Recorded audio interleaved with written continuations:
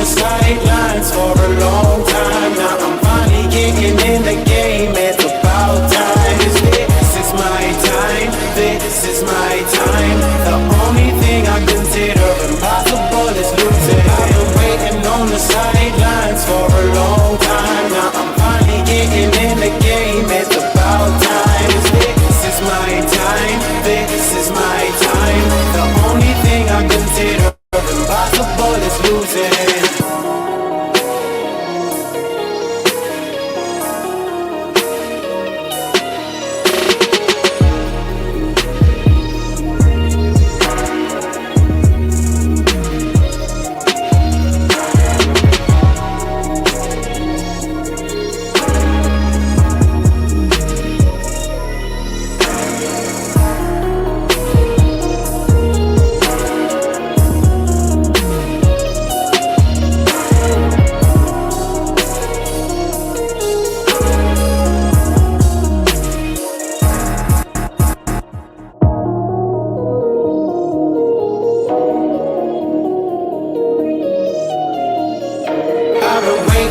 Sidelines for a long time. Now I'm finally getting in the game. It's about time. This is my time. This is my time. The only thing I consider impossible is losing. I've been waiting on the sidelines for a long time. Now I'm finally getting in the game. It's about time. This is my time.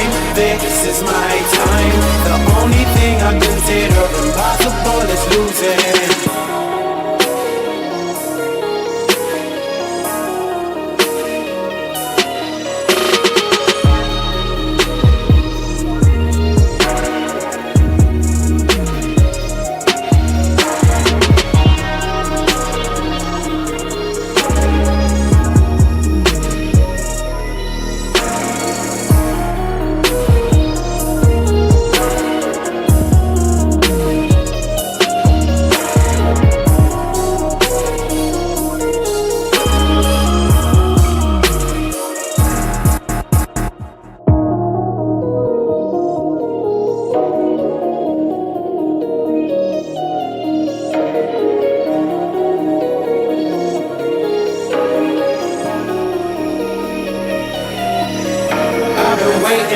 Sidelines for a long time. Now I'm finally getting in the game. It's about time. This is my time. This is my time. The only thing I consider impossible is losing. I've been waiting on the sidelines for a long time. Now I'm finally getting in the game. It's about time. This is my time. This is my time.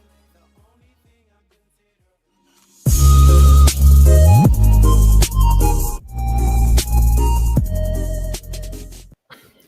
What's up, Fins family? Welcome back to TDPHINSTALK, home of the real Miami Dolphin fans. Ladies and gentlemen, thank you so much for tuning in. If you're new to the channel, make sure you subscribe to TDPHINSTALK right now. Hit that like button. Let your friends and family members know about the channel as well. Listen, man, we got a good show coming up for you guys. We're going to have a Miami Dolphins conversation. We're going to finish up the QB tiers, and then we're going to try to open it up for a moment for a panel. Have some people come on, talk to me, give me their thoughts of their state of the team right now, and, you know, what they want to see happen for the rest of this offseason. But again, make sure that you punch that like button. Good morning. Good morning. Good morning. It is Wednesday. It is hump day, the middle of the week. Let's finish out strong, ladies and gentlemen, whatever you're doing, whatever endeavors you have. But make sure you punch that like button, all right? Shout out to everybody already in here. Jose M, always showing love and doing his thing, helping the channel out. Brandon R in the building, y'all. Curtis Williams, I see you. What's up, John? Michael Simmons, man, the homie up in here, man. What's up? I hope all is well.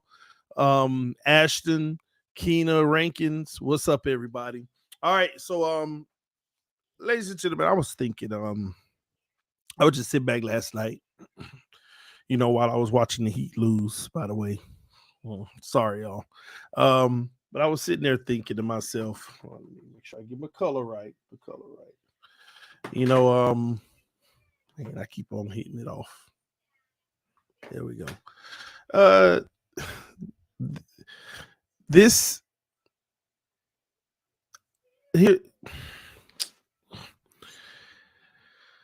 This is like a final shot for the Miami Dolphins.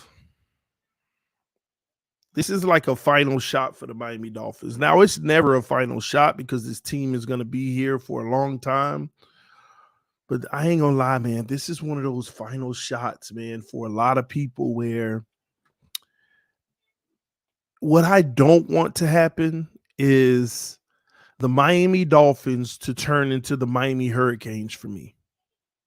And for those who don't know, I am a huge Miami Hurricanes fan, but I don't act like it anymore. I don't act like it anymore. After we got robbed in the national championship, the whole Ohio State debacle, and we did get robbed. What up, Q? It's never been the same. It has never been the same. And now I rep the Miami Hurricanes, but I could tell you now, I don't even watch more than half the games. At this point, I have to wait to see if they can go 3-4-0 before I start even having interest. And even that is depressing because every time they go 3-4-0, they play a ranked team and then they lose, or an unranked team and they lose. And I don't have any more vested interest in the Miami Hurricanes. I'm just a fan of them, waiting on them to come back to the promised days and then, be right back in and excited for them. But I'm like turned off. It's like I'm a Hurricane fan, but let me know when they do something. And I don't want that to happen to me when it comes to the Miami Dolphins. And I'm going to tell you now, for a lot of fans, because we already got a lot of fans that's like that. But for a lot of fans, this is the last chance for the Dolphins. These next 2 years, it's the last chance for this team. And it doesn't mean they have to win a Super Bowl. But they got to be real good and real competitive and going down the stretch, the AFC Championship or something. I don't want to be turned off from a team, man. But at this point, I like to think that since the year 2000, I've been a fan that understood. I was born a Dolphins fan. I've always been a Dolphin fan, but around the year 2000, I really understood the game to where I could appreciate being a fan.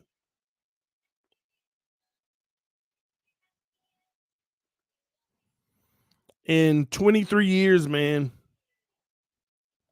I'll say we got 2 more. I mean, some of y'all think about that. I don't think so. Now, I know we got a lot of viewers that's, 17, 18, 19, 20, 21, 22, 23, 24, 25, 26, 27. Y'all ain't been through enough. You just ain't been through enough to understand. But y'all 28 and older, 28, 38, 48, 58, 68. Y'all know what I'm talking about.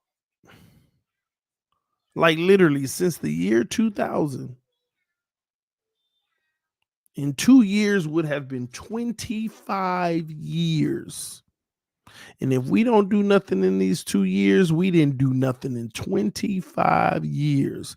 And think about it, 25 years. Cloud Life said 45 years old. 25 years is more than half your life, Cloud Life. And if we don't do nothing in 25 years, come on, bro.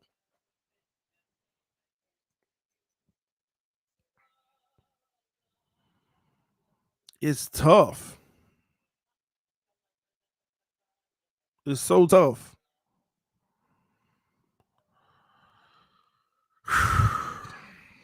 But the reality is, even if we don't do nothing in the next 2 years, we still gonna be fans. It's like you got a vested interest. You're in so deep that you got to go all in.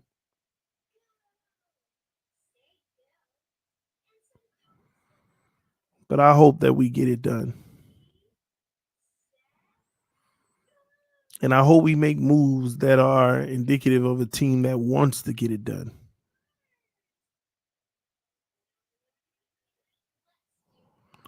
Time always tells, ladies and gentlemen. We shall see. But again, y'all do me a favor and punch that like button. Trying to get the likes up. You know, the notifications haven't been going out lately like they should. So punch that like button, all right? What up, CT? The homie in here, CT Reacts. What's going on, man? But listen, y'all. What I want to do today, I want to finish the quarterback tier list. If I can get y'all help to finish out the quarterback tier list. Y'all know where we left off. I went ahead and took some people off that didn't even matter, like, like a Sam Howell or, and people like that ain't even relevant. But we'll see. Let me see here. I'm trying to pull it up. Y'all give me a second.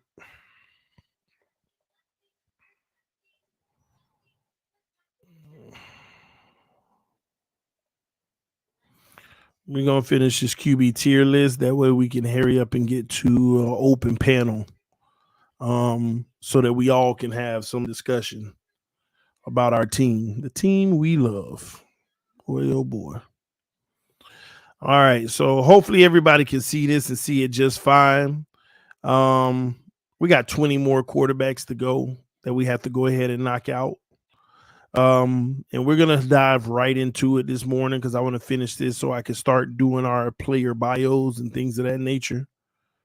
Let's see here. Let me make sure we got our border.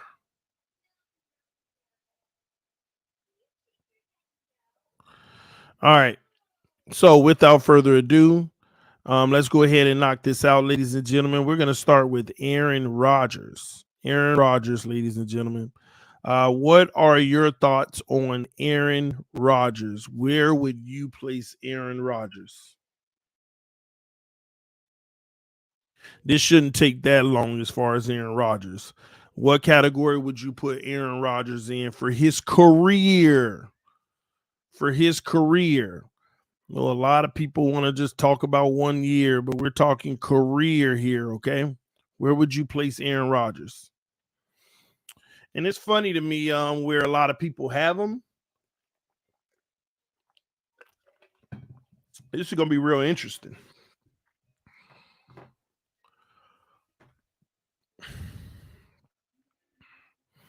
Well, he's a Hall of Fame player. Well, I'll tell you this. Elite players make the Hall of Fame. Great players make the Hall of Fame. And even really good players can make the Hall of Fame. So I don't think you look at it as, elite doesn't just equal Hall of Fame. Those other categories do too. You punch that like button. So it looks like we're about to have a huge disagreement here. Okay. We're about to have a huge disagreement here. Okay. Before we do, let's keep it. Let me get a few more votes here. Where would you put Aaron Rodgers on this? Stop playing TD. Stop playing what? We're going to have a huge disagreement here. Where would you put Aaron Rodgers? Let's get a few more, okay? Let's get a few more answers in the chat.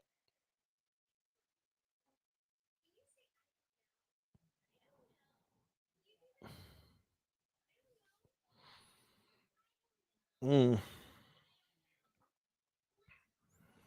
right, let me pull something up real quick.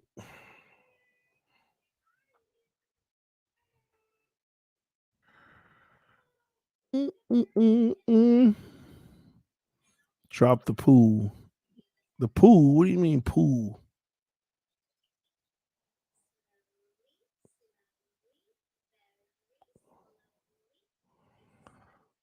I don't know. I think you have to win more Super Bowls to be elites.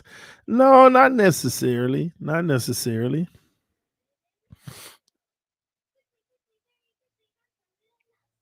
Probably means poll. You know what? That would be wise of me, huh?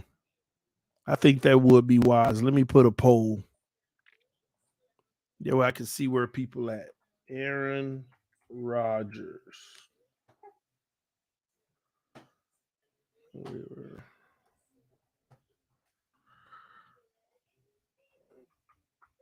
Let me do that.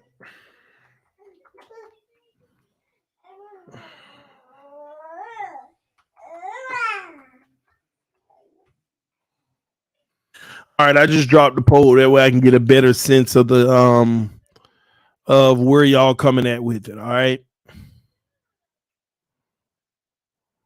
I can get it. Now remember, this is his career, okay? His career. Not last year.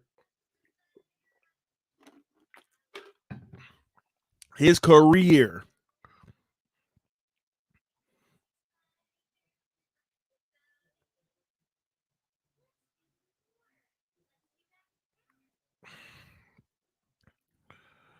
All right.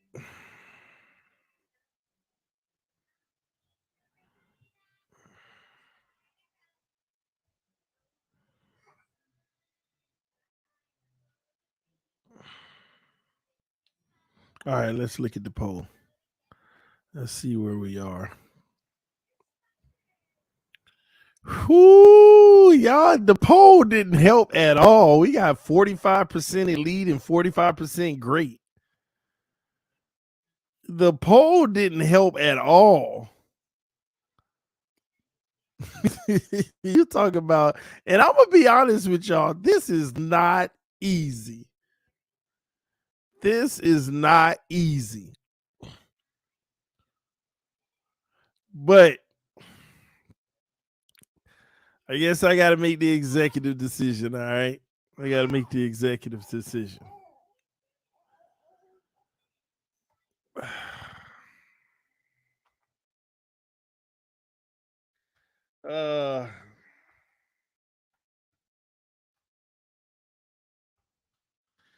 There you go, ladies and gentlemen. The executive decision has been made. Aaron Rodgers is an elite quarterback for his career. And let me say this. Let me explain why, okay? And why not just great, okay? Well, matter of fact, let me put these boys in green. Let me put him in green. He's an elite quarterback, okay, ladies and gentlemen. Let's be clear, okay? 10 times Pro Bowl, okay? 10 times he's been to the Pro Bowl. That ain't even a heavy weight of why he's elite to me. 4 times All Pro, which means you were the best at your position 4 times. And we're talking about with, look at some of the other greats that all played with him. Okay. Now he only has 1 Super Bowl, but he has one. He has one. He's been to some. Okay. But the one thing that you cannot argue that's going to keep him as an elite player instead of great is the 4-time MVPs. Okay? It's that simple. The man was the best player in the NFL 4 times, and not to mention, most recently 2 years back to back in 2020 and 2022 in his older age. Okay? 3 MVPs. The man got 4 MVPs. What you talk about? I don't know what you talk about. Am I tripping? I know I ain't tripping. Give me a second. Let me make sure I ain't tripping. Let me look it up. Yeah, 4 MVPs, man. 2011, 2014, 2020, 2021. Yeah, man. Listen, it is what it is.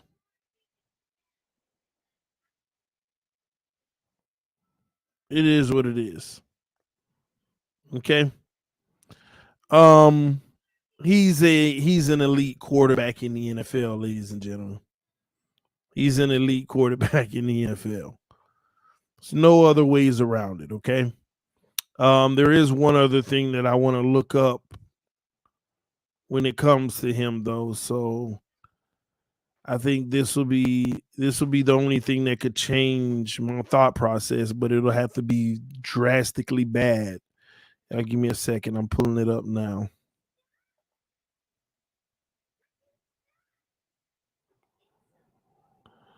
All right, here we go. Yeah, he's won more than he's lost in the playoffs. He's 12-10. 12-10 in the playoffs. He's above 500. He's an elite quarterback, man. No matter how you want to slice it, he's an elite quarterback. All right, let's move on, man. We ain't got to kill our time debating that. All right, next up. Now, this is also a tough one. A tough one for whatever category he ends up in. Matthew Stafford, ladies and gentlemen. Matthew Stafford. Where would you place him? Where would you place Matthew Stafford? Let me put a poll up.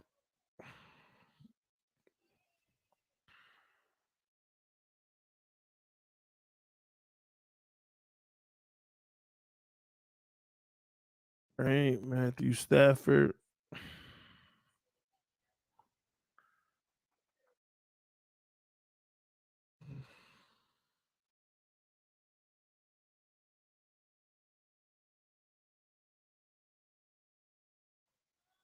All right.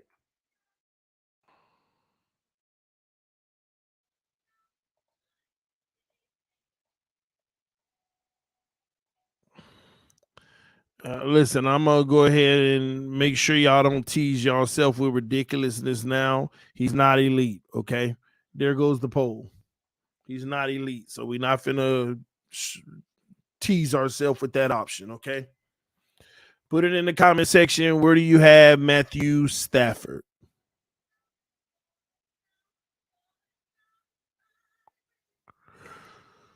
Mm.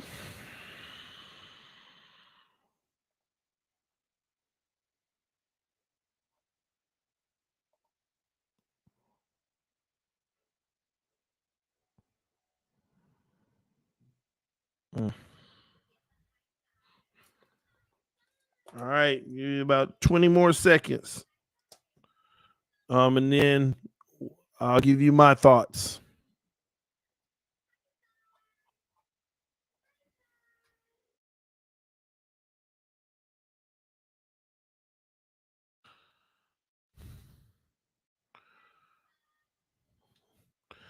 All right, let's see what the poll says.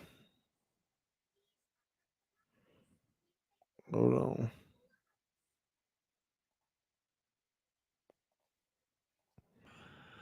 All right, so we got 38% really good, 32% good, and 29% great. I will agree. I'll have to agree with the masses. Really good. Matthew Stafford is really good. Okay. Why isn't he great? First of all, did y'all know that Matthew Stafford has been in the NFL for literally 14 years? And in those 14 years, do y'all know how many times Matthew Stafford made the Pro Bowl? I'm just curious. I want to know if y'all know.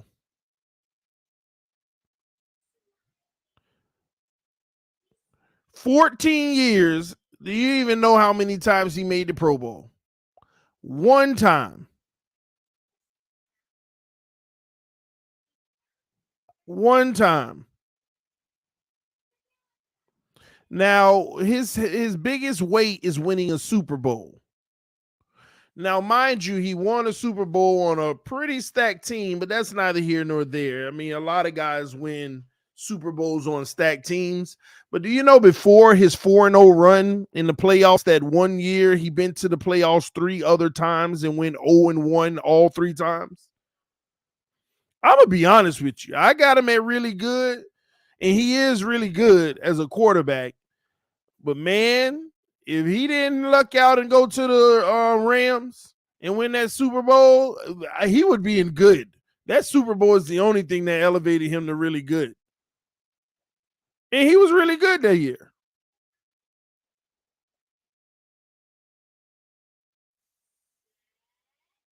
It don't matter if it's the Lions, though. No. 14 seasons, man. Mm-mm.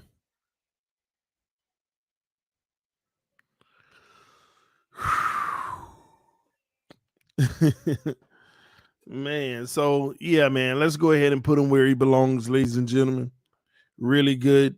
He should be happy about that.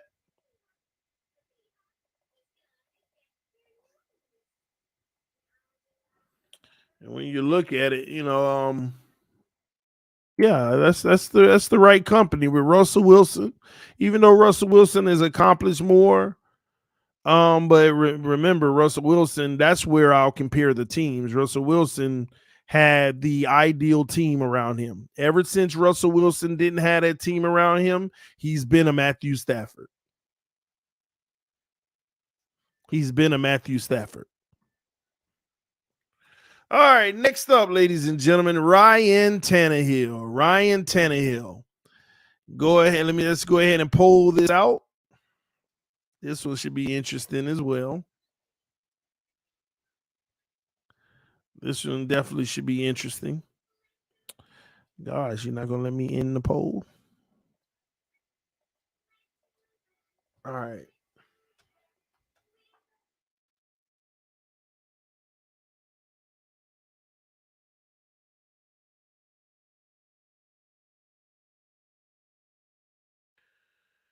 All right.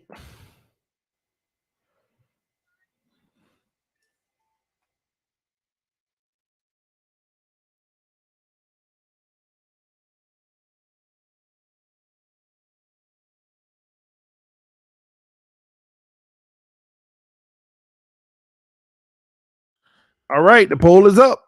There you go. Your options for Ryan Tannehill. Because where I have him falls between that. There goes your options for Ryan Tannehill.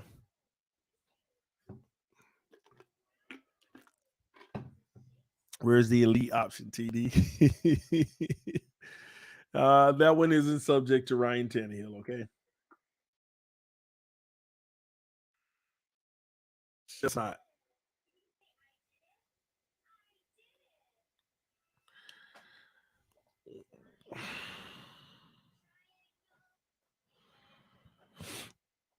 Mm.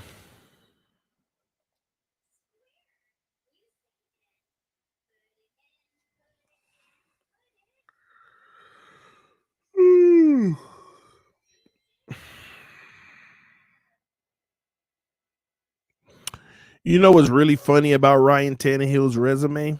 When you look at it, y'all, it's even though he hasn't played as many years as Stafford got like 14 years and Tannehill got 10 years. He has the same resume as Matthew Stafford. It's almost like all he's missing is that trade to the Rams and winning the Super Bowl. All he's missing. He has the same resume pretty much as Matthew Stafford. 1 Pro Bowl, 1 year leading the league in passer rating.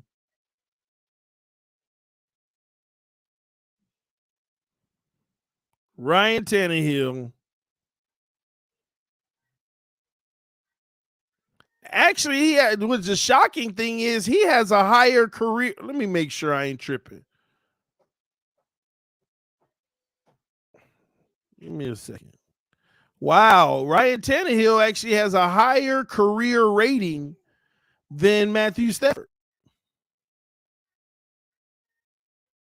by one. He has a higher career passer rating than Matthew Stafford. Yeah, you're right, Fly Boy. The only thing he missing is getting carried to a ring, just like Stafford. Ryan Tannehill puts up the yards. The only issue with him, he's had injuries. He's basically per year, he almost averages the same amount of yards as Stafford. Hold on. Am I tripping here? He has a higher career completion percentage than Matthew Stafford. I didn't even realize this. His stats across the board are technically barely better than Matthew Stafford on the average standpoint.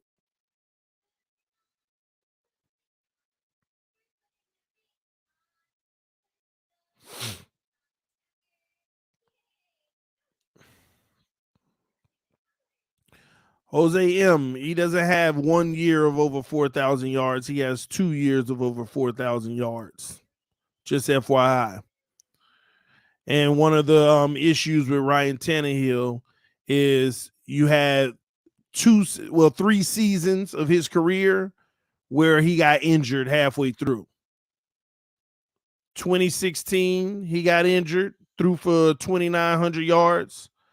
2018, remember 2017, he didn't even play. 2018, he came back like mid-season. He threw for 1,900 yards. 2019, he only played 10 games. He took over for Mariota, had 2,700 yards. And then last year, he only played like 10 games and threw for 2,500 yards. So that's been one of his biggest issues is injuries. Ryan Tannehill, if you look at it, he would actually average more yards than Matthew Stafford in his career when you look at the averages. Which is, well, I'm not shocked because if you remember, Ryan Tannehill, Matt Ryan, and Andrew Luck, I believe, had the most passing yards in the first 4 or 5 years in the NFL. First 4 years. That's probably crushed now with Mahomes and all of them.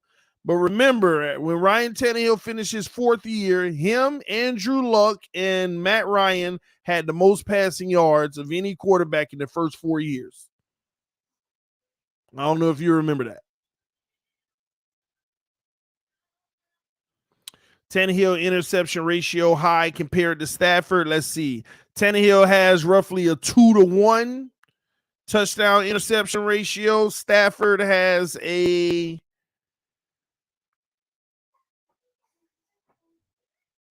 2-to-1. Stafford, let me do the math. Stafford 333, 169. Yeah, 1.97 to 1 for Stafford. So 2-to-1. And Tannehill, so Stafford 1.97. And Tannehill 12 divided by 108.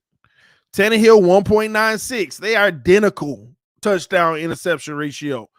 Stafford 1.97, Tannehill 1.96. So both of them 2-to-1 touchdown interception ratio.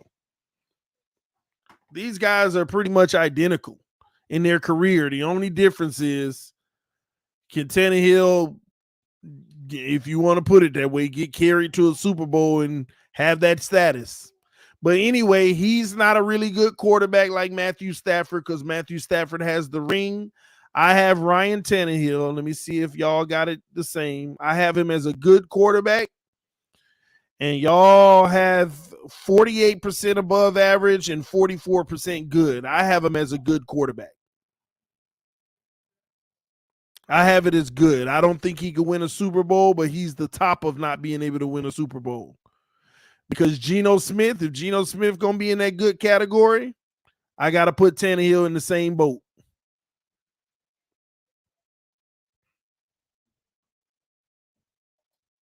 And don't forget this too. With these quarterbacks having these one good years like Geno Smith, Tannehill's great year, blows every single one of theirs out of the water. 121 passer rating. Look, put it like this. Tua led the league this year in passer rating at 105. Tannehill's year leading the league was 121 in passer rating. Almost every statistical category. So I have him as a good quarterback right there with young Trevor Lawrence.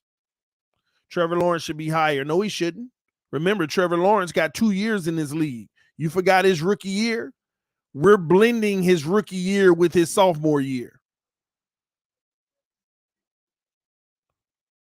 We're blending his rookie year with his sophomore year.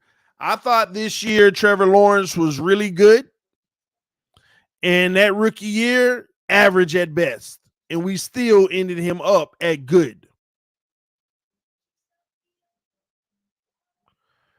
Well, yeah, I already know I was going to get some people opinion that I'm a homer with Tannehill, but I'm not. I'm keeping it fair compared to how we're rating everybody else.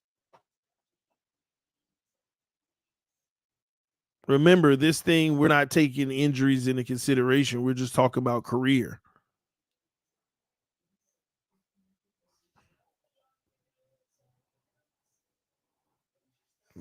Yeah.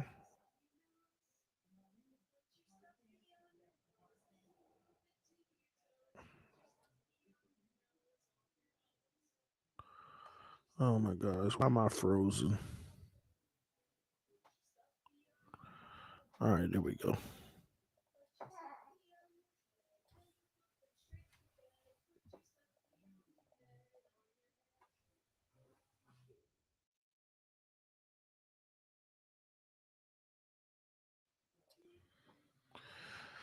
All right, let's keep her moving.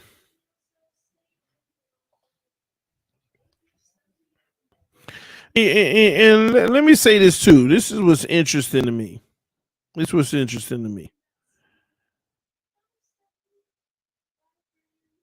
Hold on. Oh, why is this thing keep flipping on me?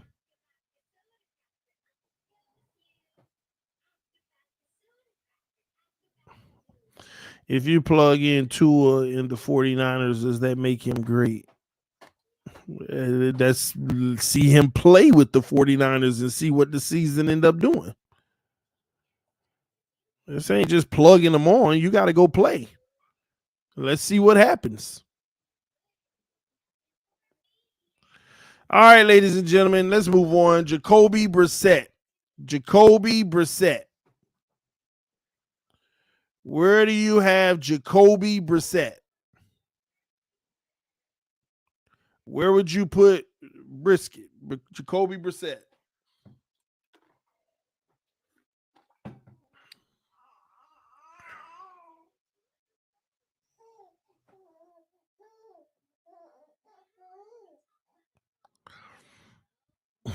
I bet you would, Color.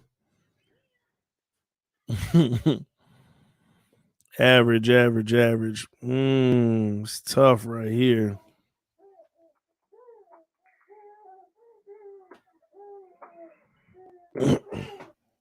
Mama girl over there having fun. All right, I see a whole bunch of averages in the comment section. Whole bunch of averages. Interesting.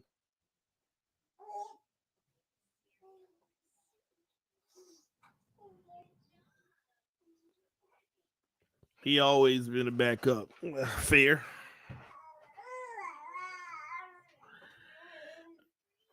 All right, listen. I'm not gonna man. I'm not even gonna, really go into depth with this one. We'll just sit him in average.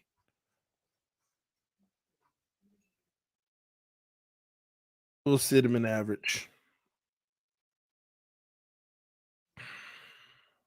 Yeah, we ain't gotta go too deep into it. Some could argue even below average. I'm just saying.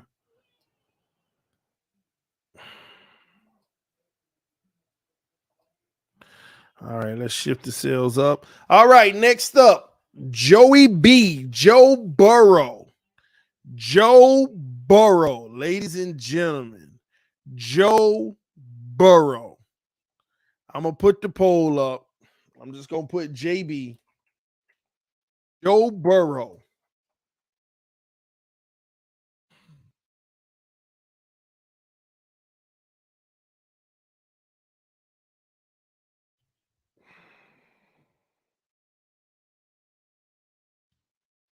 All right. I just put the poll up.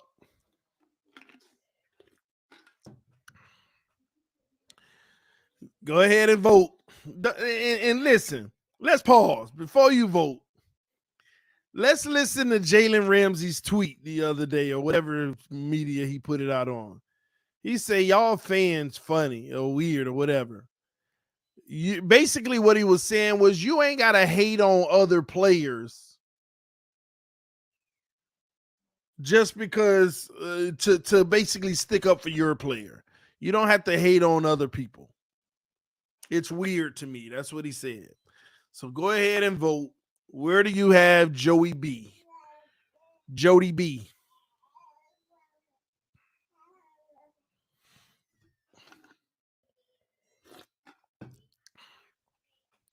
Let's see if we can get some real honest.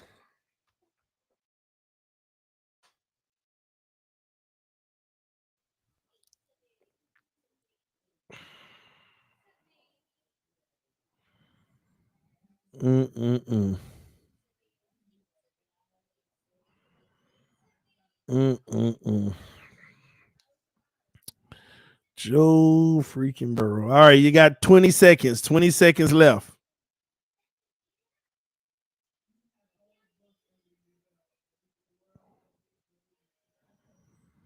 10 seconds left.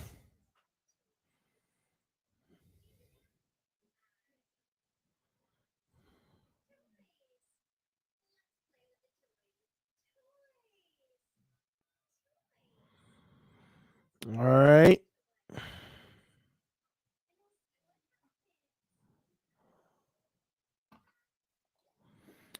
All right, let's see what y'all got.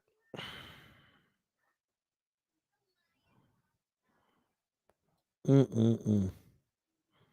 48 elite, 37 great, and 15 really good. All right.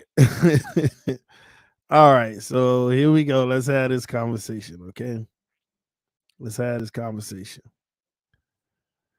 Okay, so first of all, Joe Burrow made the Pro Bowl one time. That was this year. Um uh, I ain't gonna lie, that just tells you, man, if you really look at how great 2021, I'm gonna be honest with you. I don't know how he didn't make the Pro Bowl in 2021. I don't know how he didn't make the Pro Bowl in 2021. It makes no sense to me. The man had his best year in 2021, if you ask me. His highest completion percentage, the most yards, touchdown, interception was very similar. But all of a sudden, this is the year he made the Pro Bowl, and it wasn't even his best year. 21 was his best year. Now he had his best record. I ain't gonna lie, this year was a down year for quarterbacks. That's just the reality.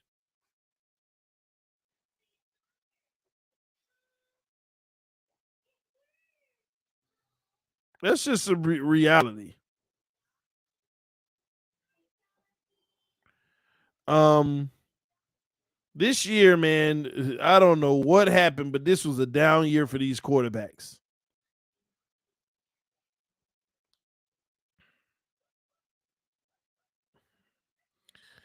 Anywho, let me go to one more thing here to look at his stats because I'm gonna be honest with y'all, I'm kind of torn on the category that I have him in because let me narrate his career. Um, his rookie year, he had a good year, but he got hurt, if I'm not mistaken. He was injured. Uh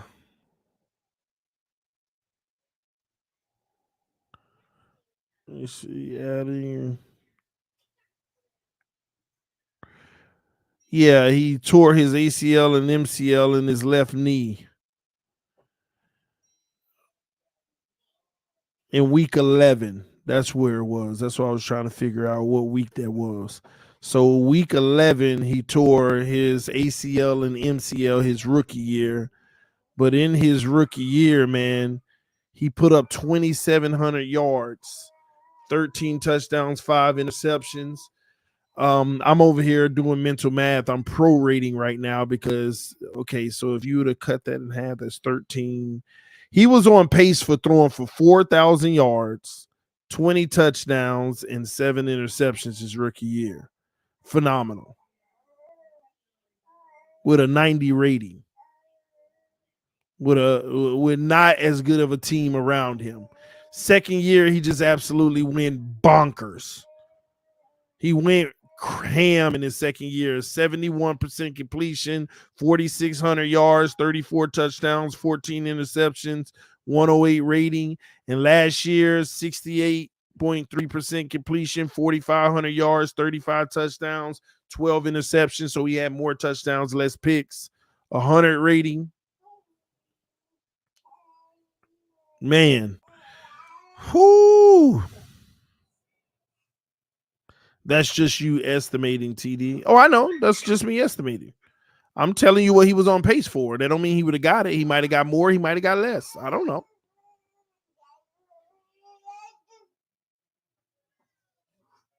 I don't know. I don't know what he would have done. Versus bum teams, CD. Keep the same energy you do with Tua. Cesar Diaz, bum teams win. Maybe that's the case, but when? You got to tell me what year you talk about versus bum teams. Are you talking about his rookie season? I don't have to keep the same energy with Tua because bum teams weren't even in the conversation with Tua his rookie year because he was trash. It didn't matter if it was bum teams with Tua his rookie year. He was trash. That would make it even worse if it was bum teams. So you keep the same energy. Talking about against bum teams. He played on a bum team. And listen, we're not going to have this conversation with Burrow. Maybe Herbert, but we are not having this conversation with Burrow because Burrow actually show up against good teams. We're not even going to have that conversation. Burrow don't have a problem in December.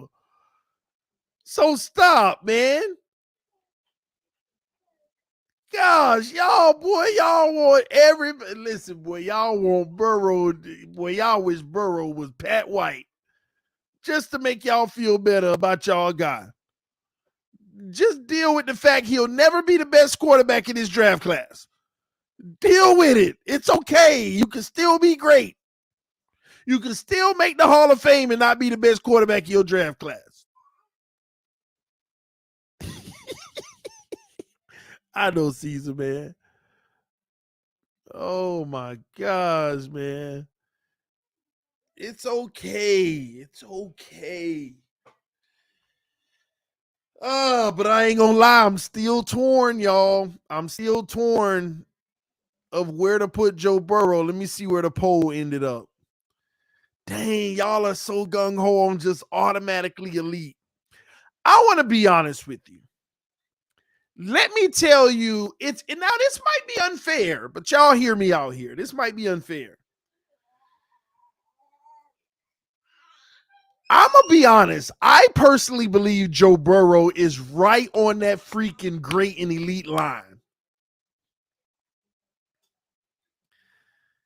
I feel like he is right on that great and elite line. Higher than, I got him over Lamar right now. I got him over Herbert and I got him over Deshaun. Let me be clear. But it's like, here's my issue. There has to be a differentiation. So we can compare Burrow and say that he's better than every quarterback on this list with the exception of maybe Aaron Rodgers for the career, right? But do we see him on the same level as Patrick Mahomes yet? Y'all see what I'm saying?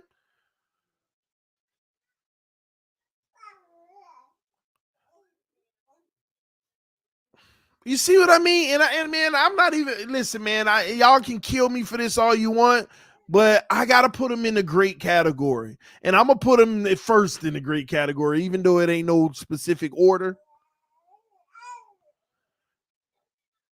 You still got to win the Super Bowl. You went up against Mahomes and these guys that's elite, and you ain't get it done. And it's such a small sample size, but and the beautiful thing is he's in purple, y'all. So remember, those that are in purple, their ceiling is 2 levels higher and their bottom is 2 levels lower. Being in great right now ain't bad. This dude has Herbert and Joe Burrow in the same category. You doggone right I do. The reality is Joe Burrow has just had more postseason success. But as a player, let's not sit here and act like Joe Burrow is leaps and bounds better than Justin Herbert. Y'all done lost y'all mind? We could say he better, but let's not sit here and make it seem like they ain't in the same stratosphere.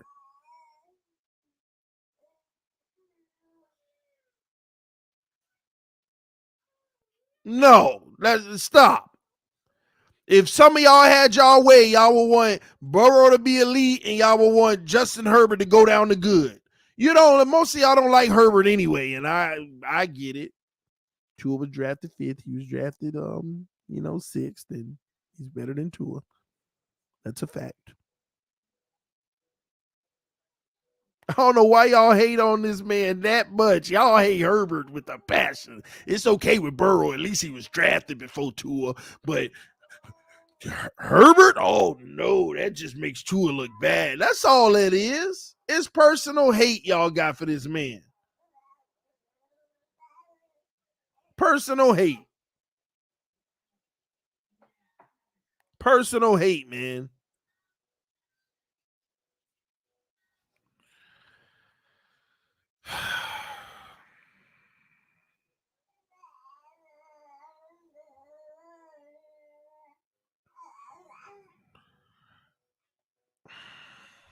Let me copy this, and at the last minute, ladies and gentlemen, at the last minute, I'm still going to do it. I'm still going to put Burrow in elite. I'm going to put him in elite, man. I had to make that argument, though. I had to put him in that argument. Yeah, we hate Herbert just like you hate Tua. Nah, don't do that. You can go look at Herbert numbers and look at how he played in his throws, and I don't even see how you can quantify hating on him. Tua, you can find it all day.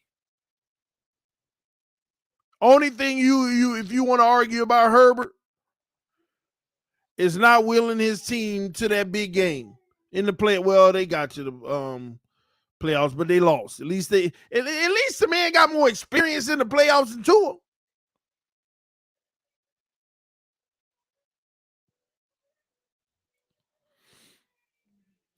Look at his touchdown ratio, TD. That's funny, Ashton. That's why I just stuck him in elite anyway, because he almost a 3-to-1 touchdown to interception ratio.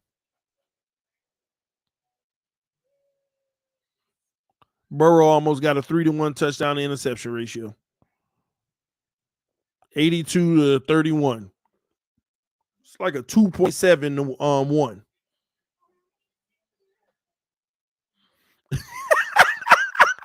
Somebody said QBR comment incoming. I ain't gonna lie, that's starting to be a real funny joke.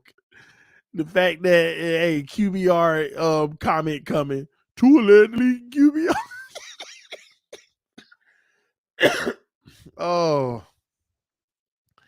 Oh my gosh, that's funny. TD, it was the biggest choke in playoff history with Herbert. That's a lie. Did you not watch the Patriots versus the Atlanta Falcons? Talk about the biggest choke in playoff history. Did you not watch the Patriots versus the Atlanta Falcons? That's the biggest choke in playoff history, and it was in the Super Bowl. Nobody care about no first round choke. Oh man, nobody expected either of those teams to get out of the second round to begin with.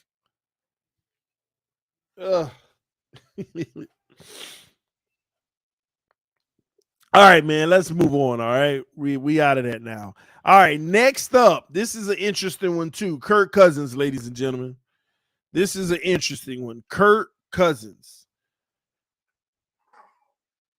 Kirk Cousins.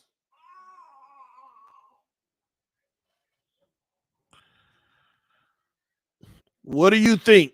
Kirk Cousins. Let me poll it.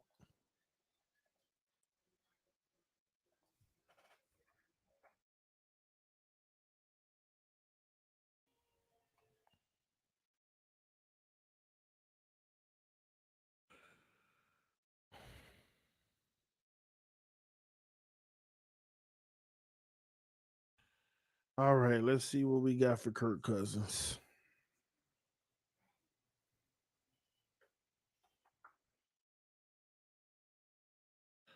Ooh, this one tough.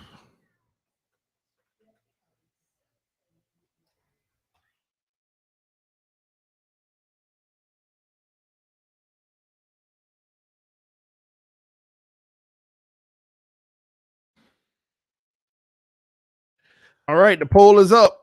The poll is up. Give me your thoughts. You got less than 30 seconds. Now, give me a little background on Kirk Cousins. He is a 4-time Pro Bowler. Okay. Bart Starr Award he just had, NFL completion percentage leader in 2015. He's never been an All-Pro. Now, his touchdown to interception ratio is 252 to 105, which is pretty much 2.5 to 1, which is good, really good, actually. It's really good. Now, I'll hold that little nugget. I'll wait a little bit before I disclose that nugget and give him my reasoning.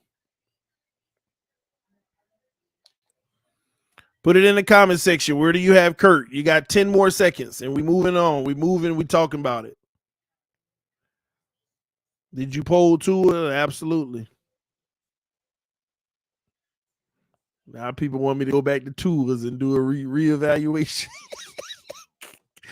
Oh man. I love it. I love it. Kirk Cousins. Man, when you realize Kirk Cousins been in the league for 11 years. 11 years.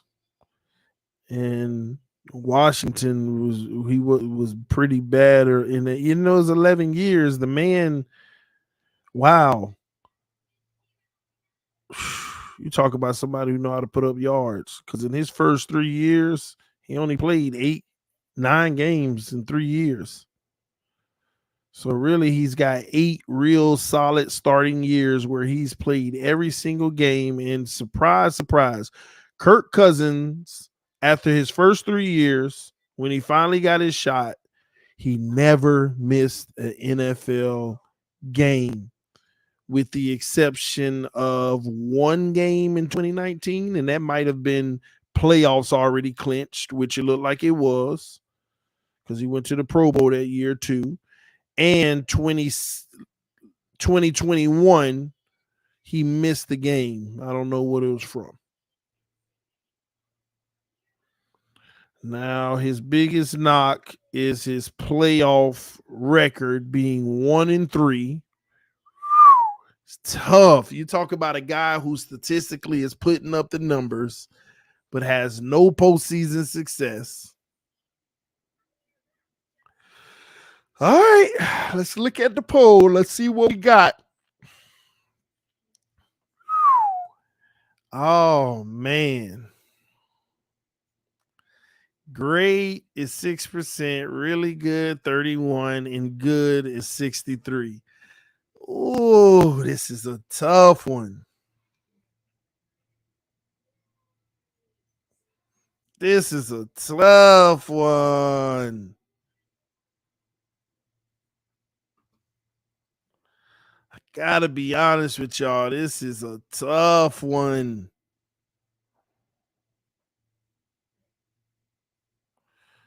Dang, boy, I'm gonna get more hate for this too. And I don't even like Kirk Cousins. I don't even like Kirk Cousins, but I'm gonna get hate for this. It's just what I truly believe. I'm gonna go ahead and put it in what I believe. Oh my gosh, here we go. All right. Now I'm gonna talk about why I put him where I put him. Kirk Cousins is a really good quarterback. Kirk Cousins is a really good quarterback. Kirk Cousins is better than Ryan Tannehill, Dak Prescott, Geno Smith, Jimmy Garoppolo, and Trevor Lawrence. Let me get him out of purple. He is a really good quarterback. I think one thing that people don't realize with Kirk Cousins as well, unlike many of these guys, this guy was a fourth round pick. Now, is he a choke artist? Yeah, he a choke artist. That's all fine, but he can play the. Let me say this: if any team in the NFL needed a quarterback, they would not bat an eye. If like say you had a loaded team, nobody would complain about bringing in Kirk Cousins. Nobody would have a problem bringing in Kirk Cousins.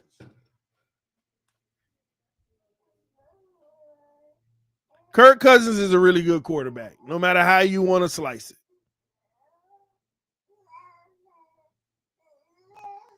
You know, I mean, and many people won't like it, but let's just call it what it is. The man can throw the ball. He has a 2.5 to 1 touchdown to interception ratio,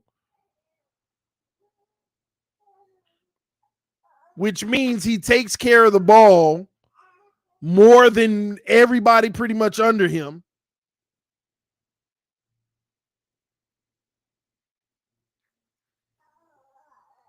He checks the boxes, y'all. It just ain't sexy.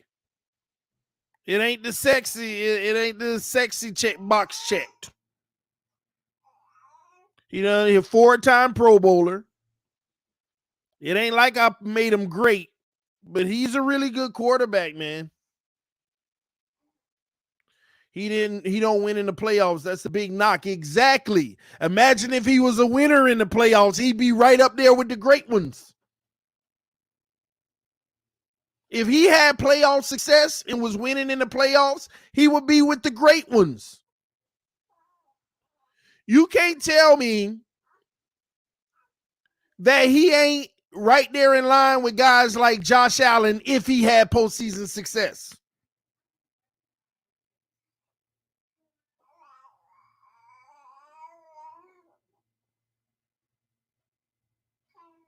So his lack of postseason success, honestly, y'all, it's actually keeping him from being great.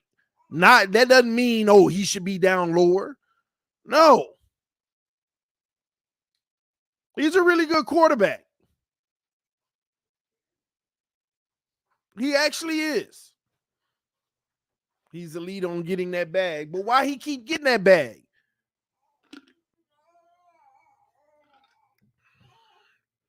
Let me put it like this.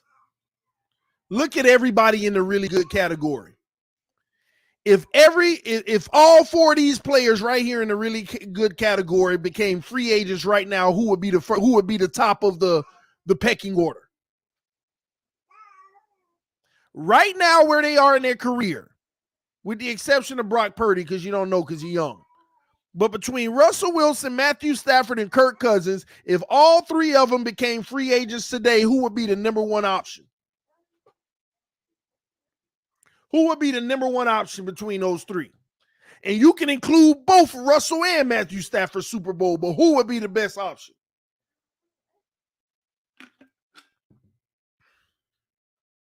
And I agree, he does his job. Kirk Cousins would be the best, and he would be the highest priority out there. That's a fair assessment on Kirk Cousins. I never looked at it that way. I agree. And let me remind you again, we're talking about a former 4th-round pick. Come on. He ain't like the rest of these guys. He didn't have the expectation. He wasn't even expected to start. Do y'all see his first 3 years in the league? This man got it out the mud the real way. He got it out the mud the real way. He was a commander as a rookie and played 2 games. His sophomore year as a commander, he played 3 games. His junior year as a commander, he played like 6 games. Then in 2015, he finally got the starting role as a commander, and that's kind of like, I mean, this is your rookie year where you play all your games. He was 70% completion, 4,200 yards, 29 touchdowns, and 11 interceptions, and a 101.6 rating. In the very next year, everybody talk about Mahomes putting up 5,000 yards. Kirk Cousins had 67% completion, 4,917 yards. He missed it by 83 yards. And the rest is history. Vikings got him. And I'm going to be honest with you. The one thing that goes underrated with Kirk Cousins, his ability to not turn the ball over as much. Now, I know this year he turned it over. He had a 2-to-1 touchdown interception ratio, 14 picks. That's actually the most picks he's thrown in his entire career. The year before, would you believe he had 33 touchdowns and only 7 picks? The man had a 4.2-to-1 touchdown to interception ratio. No, I'm wrong. 33 about 7. I'm wrong. It was better than that. He had a 4.7-to-1 touchdown interception ratio. He almost had a 5-to-1. 4.7-to-1. And we out here arguing about these 2-to-1 quarterbacks where they belong, and we're going to sit here and try to put him down as good man. The man is a really good quarterback. The man is a really good quarterback.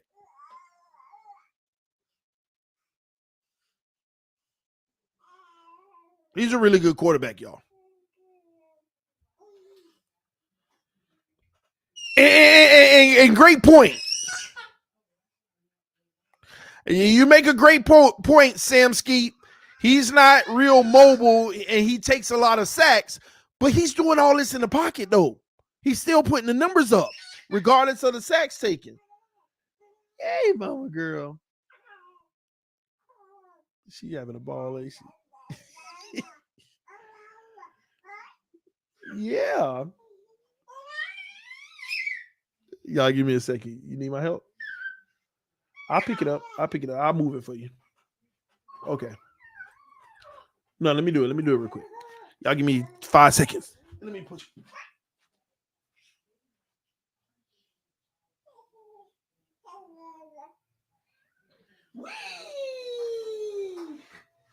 Yeah, mama girl. Yeah. Yeah, mommy jealous. Mommy jealous of us. My bad. Keep it 100, TD. I mean, is that not what I'm doing?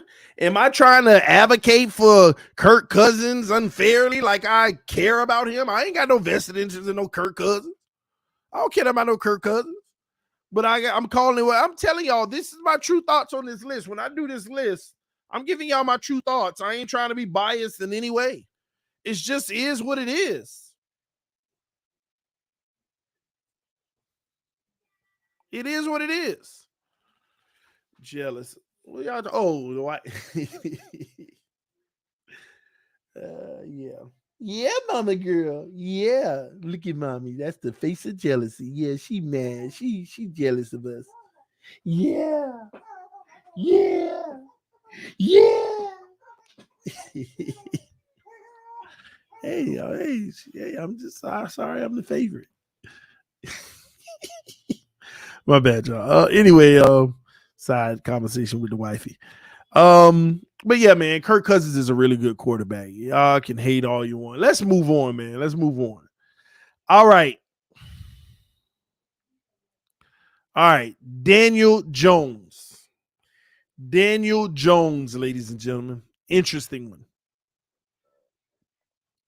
Daniel Jones. Let me poll it because this is definitely going to be an interesting one. This one has a lot of similar attributes and traits to Tua. So I want to see what people think about this. See, I shouldn't even said that because people gonna be like, "Oh, I'm definitely gotta put him a little higher." We gonna convince TD to reevaluate Tua. We gotta get him at least to good. Daniel Jones, ladies and gentlemen. All right, I'm not gonna play games with y'all. I'm just gonna give you the three categories he fall in.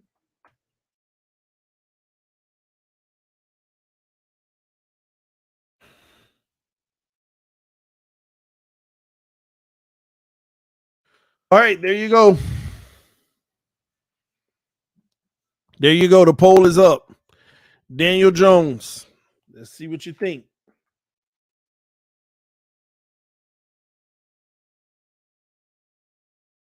Mm-mm-mm. He's completed 4 seasons in this league. The man don't throw for no yards. He did have his best completion percentage season. He was 3-1 touchdown to interception ratio, but it wasn't impressive because it was only 15 touchdowns, but 5 interceptions, which is good. They obviously aren't trying to use him much in the offense with this small, limited sample size. He has no accomplishments nor accolades in the NFL so far as Pro Bowls and things of that nature. Um, ugh. I'm gonna be. I gotta be honest with you. Ooh, this is interesting. I ain't gonna lie. This is an interesting one. Now, where Daniel Jones typically shows a little promise as well that won't show up in the general stats is his ability to be a little mobile. Um, He is 1-1 in the playoffs. He does have a playoff victory. Now in the playoffs, he's a 63% quarterback, 2-1 touchdown and interception ratio. Once again, um,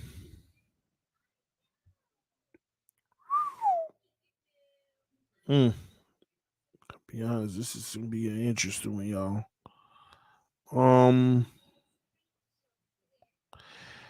Um, as a rushing quarterback, he's been fair, but this year he took off with 708 yards, which is massive. They're really using him to run the ball a lot more. Now, mind you, even though his stats have been down, remember he hadn't played a full season yet until this year. So his rookie year, he played 12 games. His sophomore year, he played 14 games.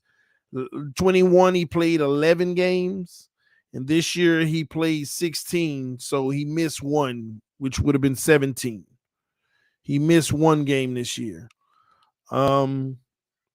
Man, this is a real interesting bio right here. Like Daniel Jones, how do we rate him out? Because even though he hadn't thrown for many yards, he also didn't play the full seasons.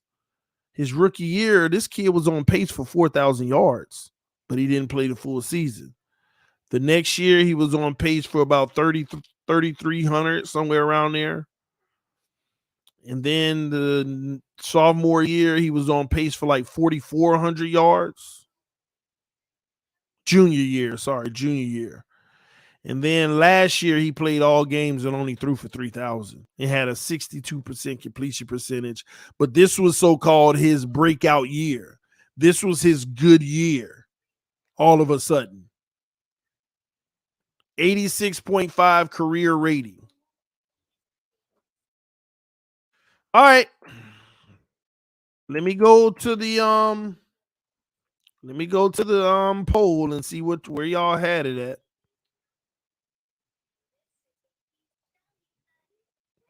So y'all have 43% above average, 41% average, 17% good. First of all, I'm not going to put him in a good category whatsoever. This is as tough as it gets to me. This is as tough as it gets to me.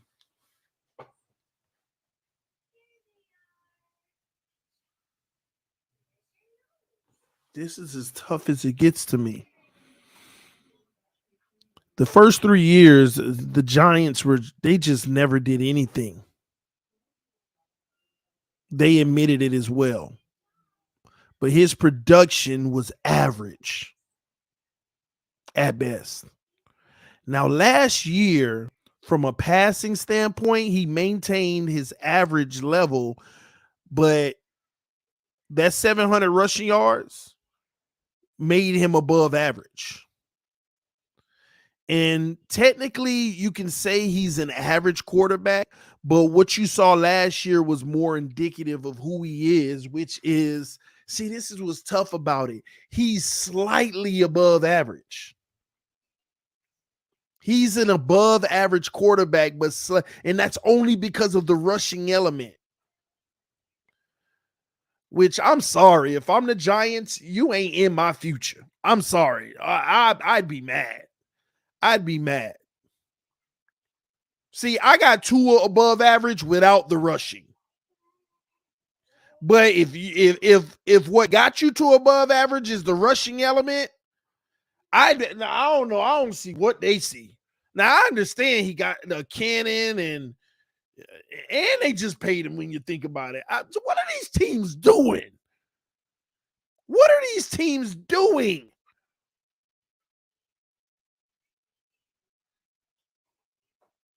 And you know what? I'm going to be honest with you. All I heard all season, look at what Dayball was able to do with Daniel Jones. He ain't do nothing.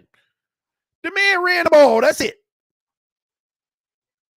He threw for 3,000 yards and had a 62% completion percentage.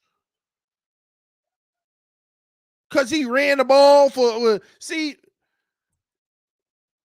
they rewarding these quarterbacks that's literally being carried by the overall team. And again, I'm gonna put him in above average because that's what he is as a quarterback. And the sad thing is, he is no longer in purple. That's what he is. Daniel Jones is an above average quarterback, and I don't see him getting that much better than that.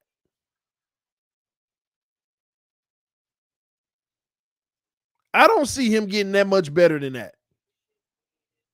I don't want to hear nothing about no weapons. I don't want to hear nothing about no weapons. You are what you are regardless. Come on, man. You talk about the player themselves. And I watched like 3 games of them this year. Like nothing stood out to me. It was just a whole bunch of defense and being in it late and trying to make the play late. Ain't no sneaky good. He's sneaky as well.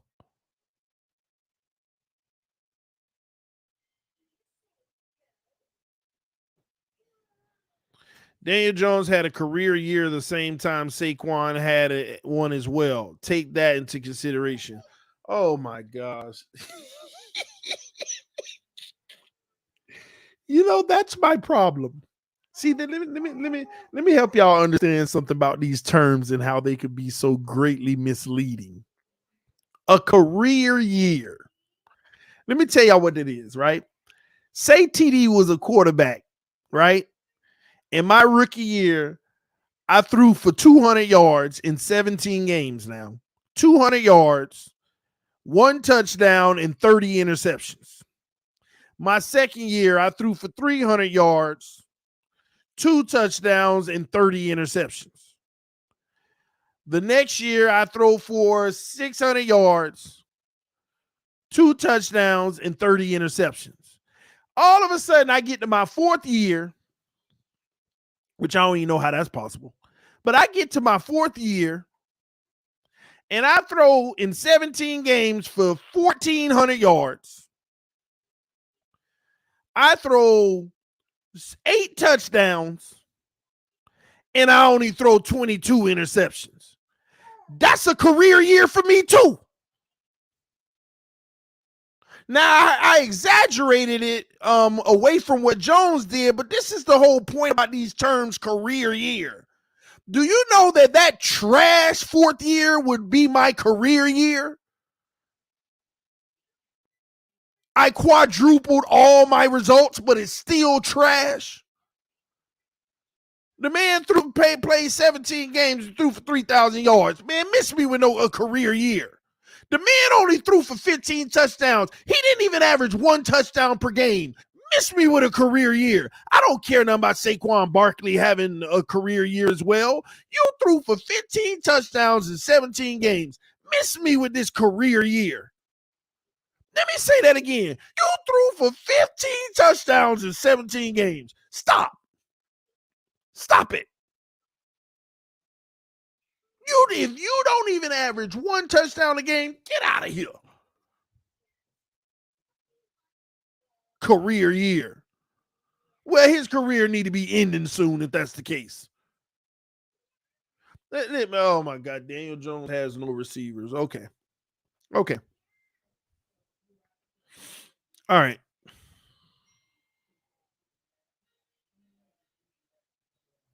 I think that career year was a shot at Daniel Jones.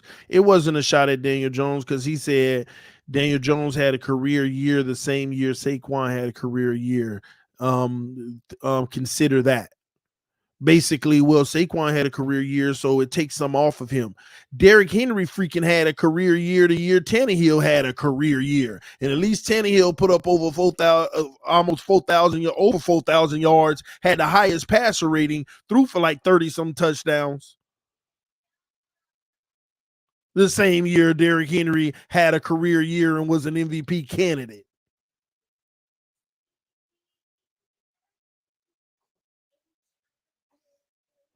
I'll take Jones over Tua for sure, man. Not me. I ain't gonna lie. I'm taking Tua over Daniel Jones. I'm taking Tua over Daniel Jones.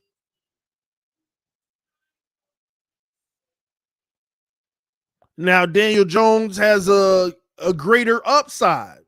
I get that. If we want to argue that, Daniel Jones has a greater upside. People think it get that much better than what Tua did last year. Y'all about to be sourly disappointed.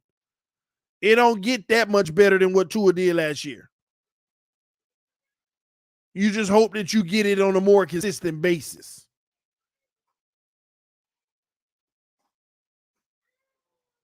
You just hope you get it on a more consistent basis.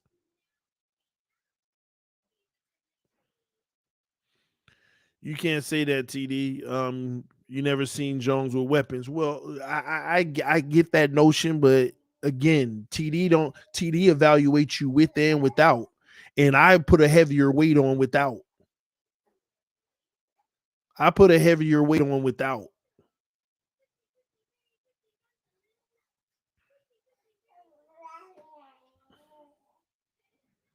I'm gonna sit him in above average, man. But I ain't gonna lie to you. He right on that border of dropping right to average. This year, man, he better do something. And he got that money, y'all. I don't get it. What is wrong with these people out here? He got the money. Let me move on because ones like this aggravate me.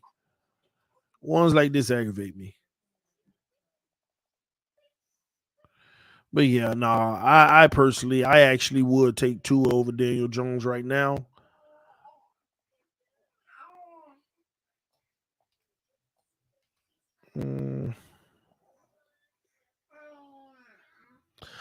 That's just me. I know some of y'all disagree with that.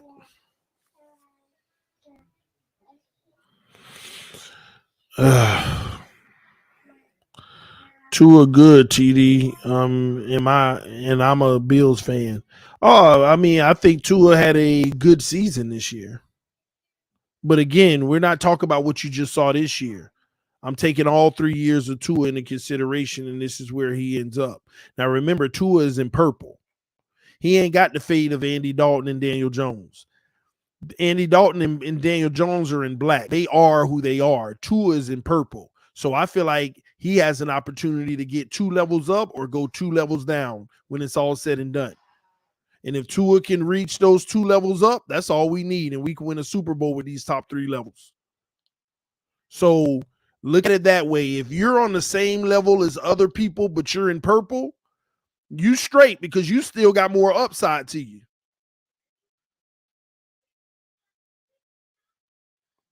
Now, some of these can be evaluated a little bit more in depth, like Daniel Jones, knowing how, he never had weapons, X, Y, and Z, and all of that.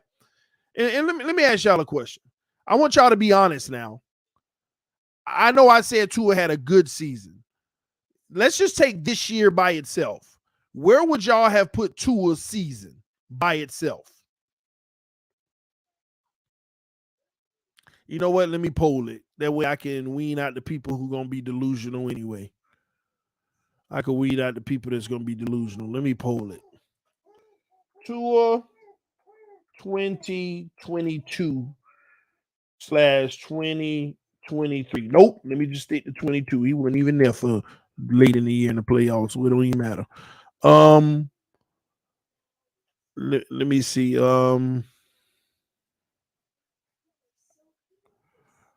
Okay.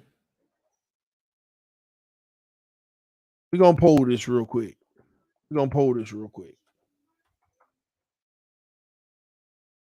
I'll get y'all take on this. For a reason, by the way. Okay.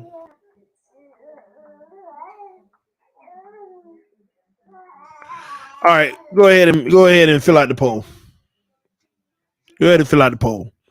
This way I can keep the haters out that want to say average or worse, and I can keep the delusionals out that want to say great or better.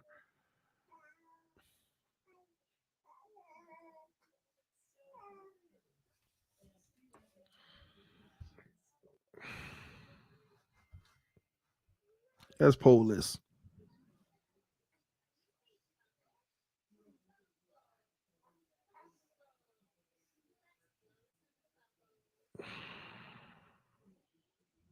Hurry up, y'all.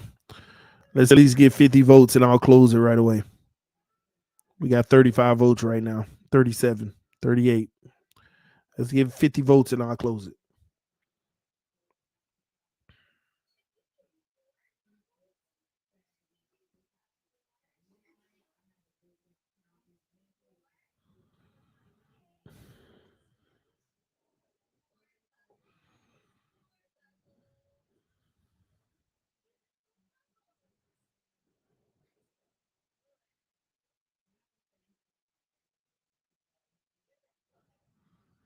Yeah, I'll admit the Tua ranking just from this year alone is a difficult one because there's so many different ways you could look at the season. It's definitely difficult. 4 more votes. We have 46. Let's get 4 more votes and I'll close it out. Because I'm going to show y'all something. Because y'all.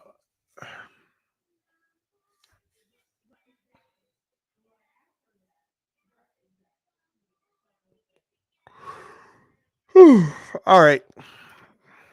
We're going to come up a little short because some people just watching and not participating. Right now, we got 43% that said good, which is what I had it at. That leads the way. Above average is second at 32%.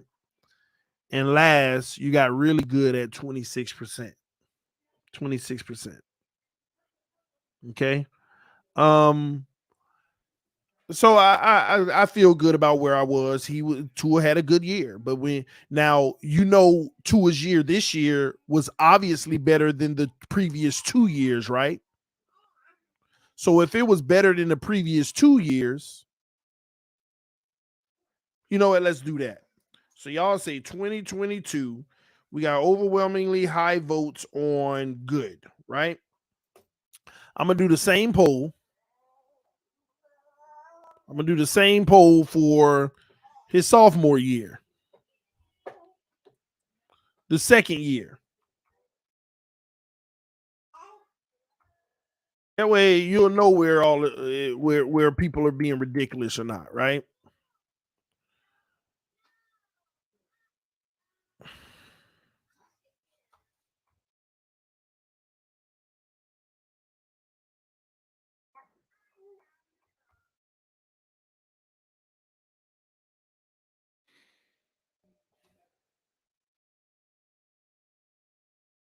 All right, poll is up. Poll is up.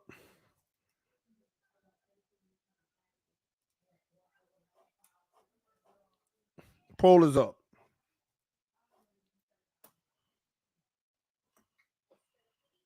Dang, y'all more harsh than me.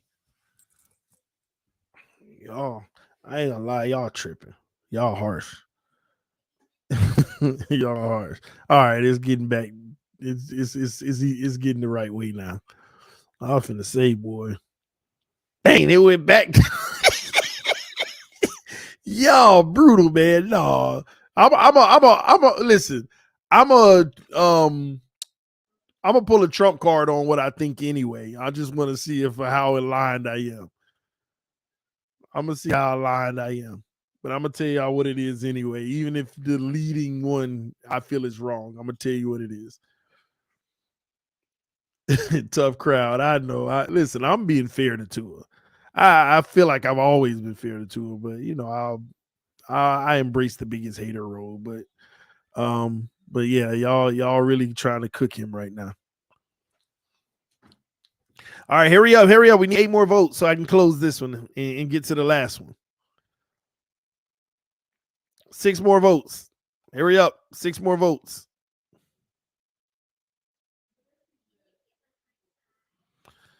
Y'all tripping, man. Y'all funny. Y'all funny.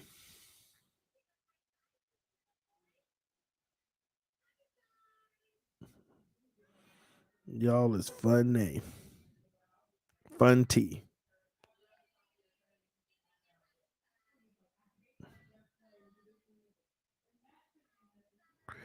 Did he ever average 200 yards a season?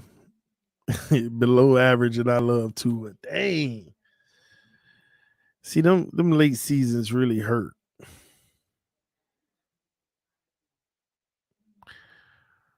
Which year was it that he kept getting replaced? Like the Denver and the Raiders. Was that the rookie year or sophomore year? Because maybe I'm tripping. Maybe y'all might be right and I'm tripping.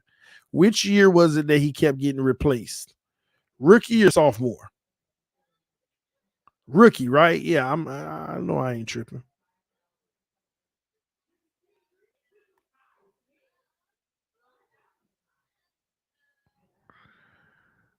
Mm. All three. Y'all.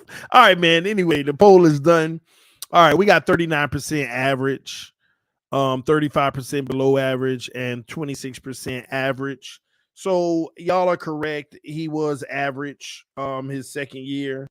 And I think the only reason he was average his second year is because Flores built the system where he can dink and dunk, get it out of his hand quick, let his completion percentage be pretty high. Because he had his highest completion percentage that year. Remember, this year he actually dropped off with completion percentage. Flores had he was completing a lot more than this year. Believe it or not, this year he actually fell when it came to completion percentage. But you know, the passes had a lot more depth and things like that as well. Okay. All right. So very last one. So we can hurry up and finish this and get to my point that I'm trying to make. Tua rookie. All right, very last one.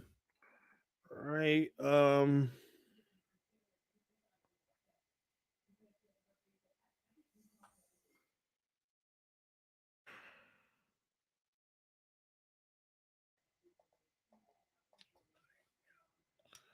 right.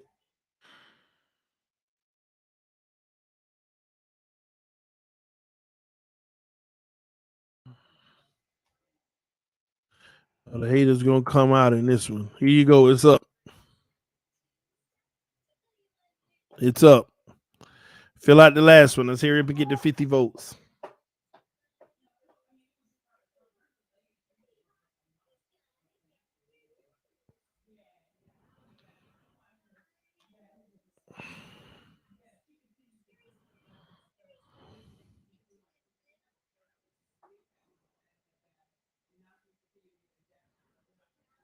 All right, good job. We getting there. Continue to vote. Where's the trash option? The man wouldn't trash.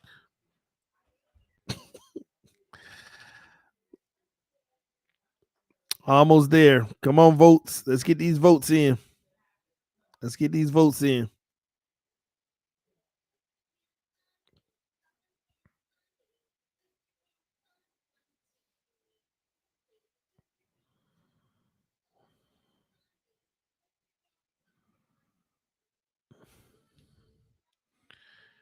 He was bad rookie year. LOL. Above is saying way.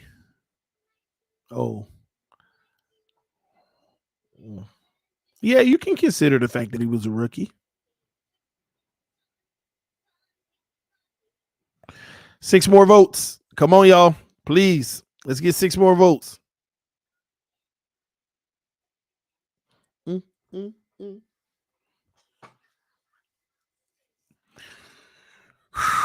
All right, 4 more votes, please. Let's get them so I can end this.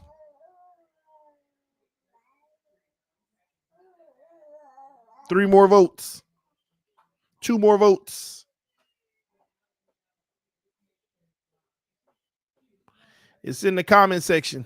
1 more vote. There we go. Let me close it. All right. So leading the way on this poll, we got 30. Wait, hold on. Man, did I lose it? What happened to it? There it is. We got bad leads the way at 37. Below average is 35, and average is 27. I'm gonna tell you now, he wasn't bad. He was below average. His rookie season.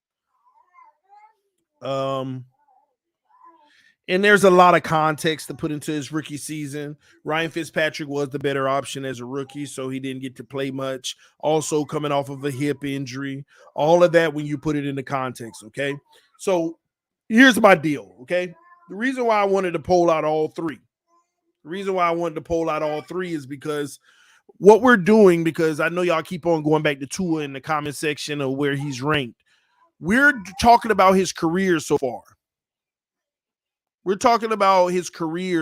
Not 1 year. So last year he was good. The year before he was average. And the year before that he was below average. Okay? And somehow he ended up on this chart as above average. The reality is if we were to put them all in the middle of where he is, it would have him in average.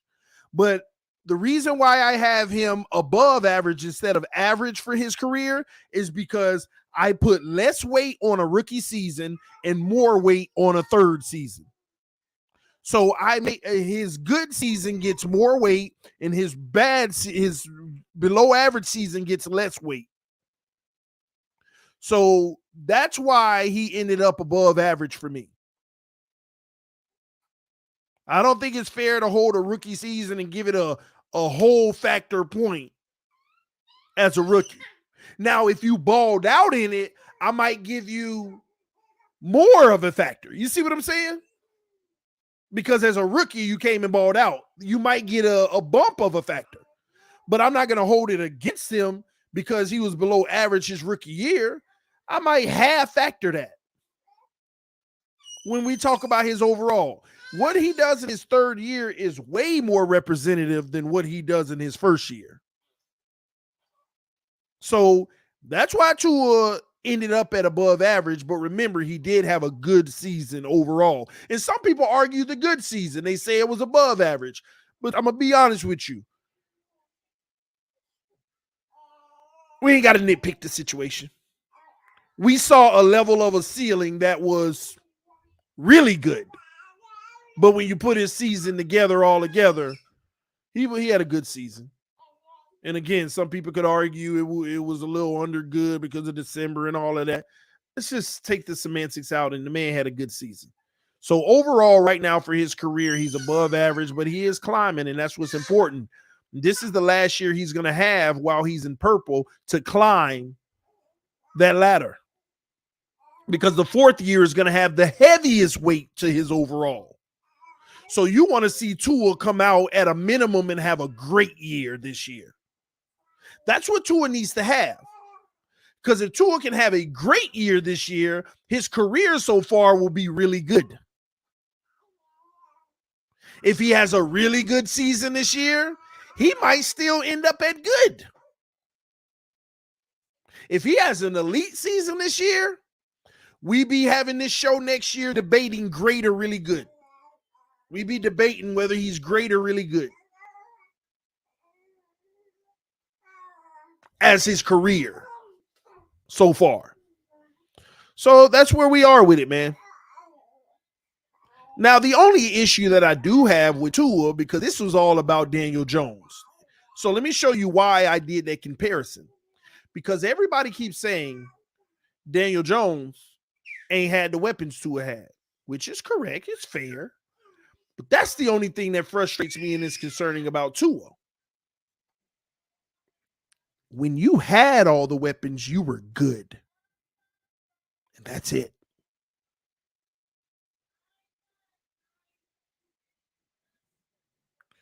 When you have the weapons Tua had, I'm going to be honest with you.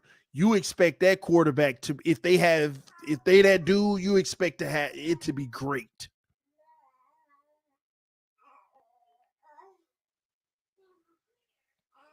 You expect it to be great.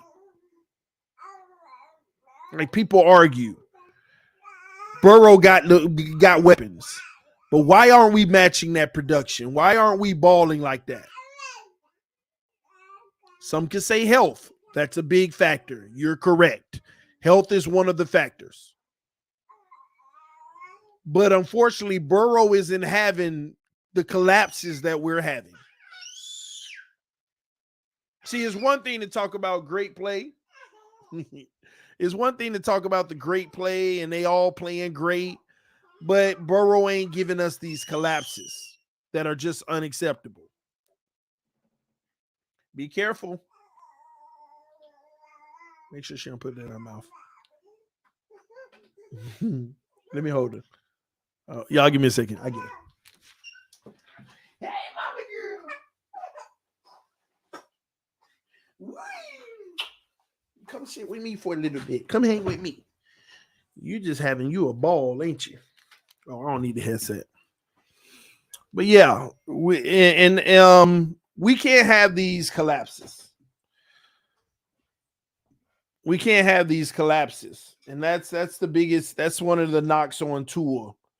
Because if Daniel Jones ain't got everybody, then got Tua does, and we need better than this. It's that simple. All right, man. Let's move over to another difficult one. Baker Mayfield, y'all. Baker Mayfield. What do y'all have on him? Where would you put Baker Mayfield? Okay. Now, y'all should do well on this because I always reference this one. I always reference Baker Mayfield.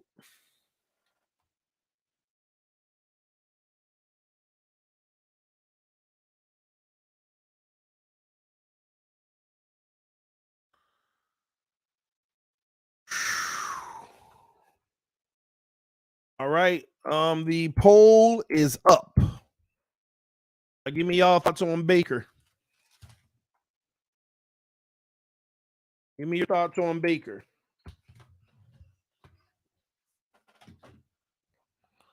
Y'all got 40 seconds to go ahead and fill it out. Now, remember, Baker Mayfield's been in the league for 6 years, ladies and gentlemen. The most recent years haven't really been productive. He's been a backup for the Rams, a backup for the Panthers. But his 4 years with the Browns is really what made or broke him. Career passer rating right in line with Daniel Jones. Completion percentage right in line with Daniel Jones at 61.4 for his career. Just tough.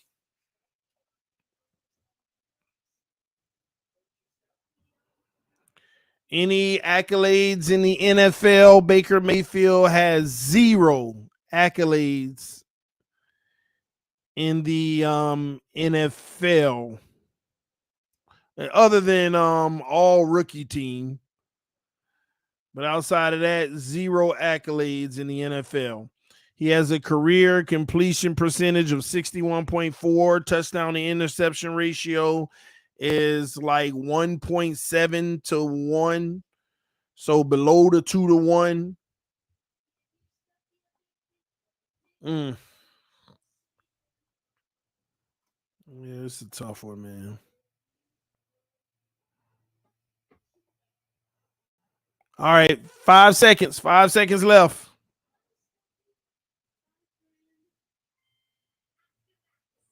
Oh, by the way, I missed one. He was a 2022 Nickelodeon Valuable Player. Oh, my gosh. Oh, my gosh.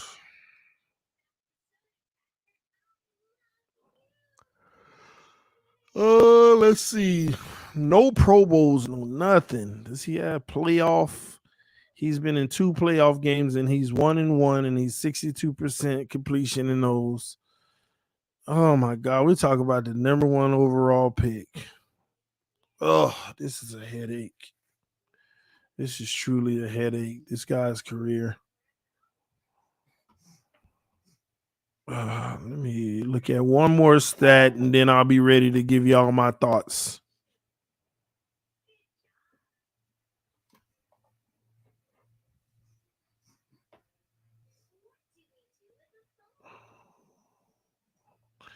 All right, here it is. Jesus. Oh my gosh. It's embarrassing.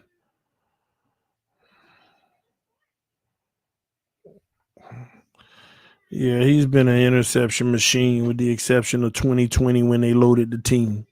So let me say this, y'all. Y'all follow me on this. Don't get mad at me. Don't get mad at me. Okay. Baker Mayfield's rookie year.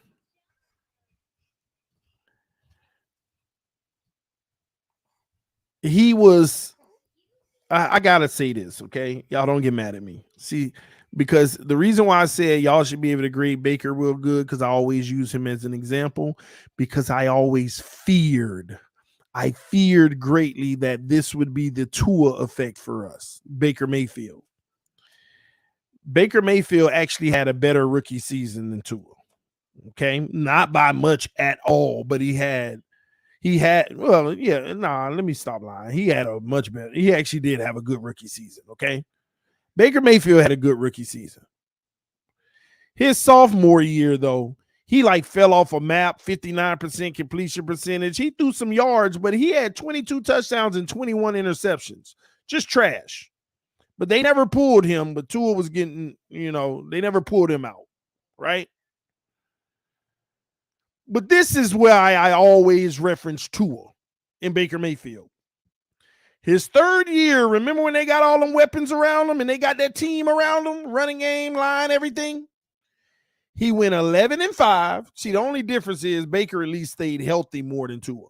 But he went 11-5. His higher completion percentage. He had 26 touchdowns and 8 interceptions. Sound familiar? 26 touchdowns and 8 interceptions. Does that sound familiar? His breakout year, year 3, his breakout year. His breakout year. Give me a second.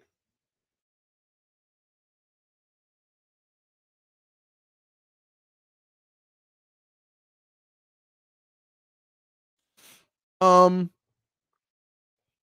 what did they do? They picked up his 5th year option. For $19 million, they picked up his fifth-year option. Don't forget, man, this is why I always told y'all Baker Mayfield. I hope we don't get Mayfield. I hope we don't get Baker Mayfield in this situation.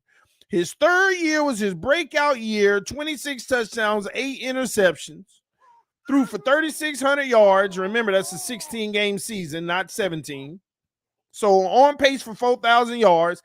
He 11-5 record goes to the freaking playoffs. He actually won a playoff game and lost one, even better than Tua. He was healthy. He actually won a playoff game and lost one, even better than Tua. And that's it. No. Let me stop lying. I'm lying to y'all. I don't think he won one. Yeah. He did. He won a playoff game and lost one in 2020. Won one and lost one. Fifth-year option picked up because he had his breakout year. Now imagine if Tua was healthy the whole season. We went 11-5, and he won a playoff game, and we lost the playoff game. Not only would we have fifth-year option Tua, he wouldn't have even gotten fifth year yet. He would have been just like Herbert and all of them, about to get their big contract this offseason. Tell me I'm lying. You tell me I'm lying. If Tua would have stayed healthy this year, went 11-5, would have had the 26-8 touchdown to interception ratio, you cannot sit here and tell me they weren't going to give him a deal. Screw the fifth-year option. Screw the Baker Mayfield situation. They would have gave him a deal.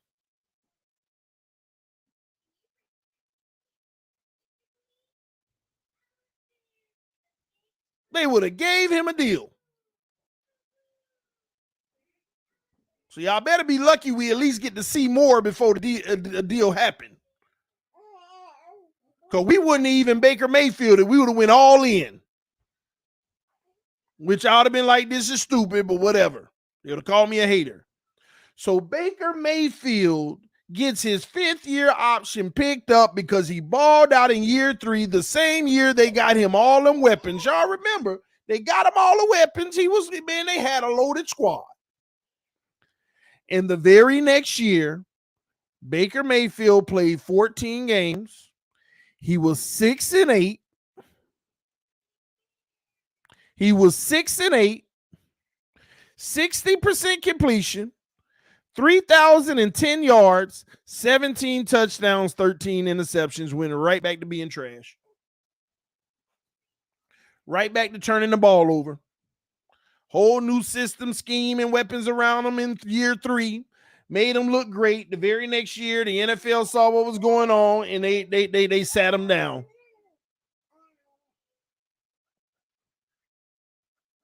Now, the one thing I don't remember about Baker, they picked up the fifth-year option, but did he get traded to Carolina? Or I'm trying to remember what happened.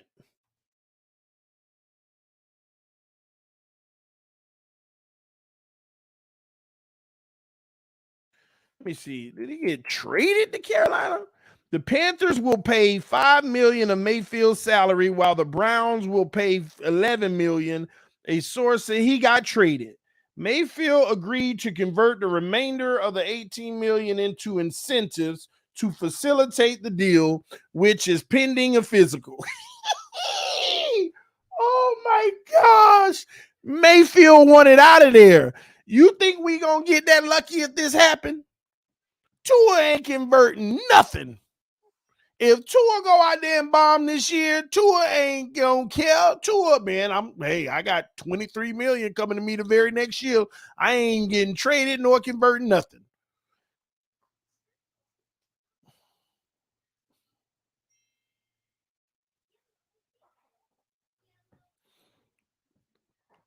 You rather pay Tua or be without a quarterback? Oh, well, we don't know yet. We got to see what Tua does this year. But if he doesn't play and he ain't gonna be the answer long term, you be without a quarterback until you get one. Ain't no need of holding on to something that's gonna be wasting your time. We trying to get a Super Bowl, not sit around and just let people live their contracts out just because you screwed up on them. But anyway, this is why I always bring up Baker Mayfield. And we know the rest of his story. So Baker Mayfield, when you really look at it, after year 3, he would have been in that above average category right there with Tua. But he was trash after that too. So I got to be honest with y'all. Let me go look at the poll. Let me see what y'all put for Baker Mayfield.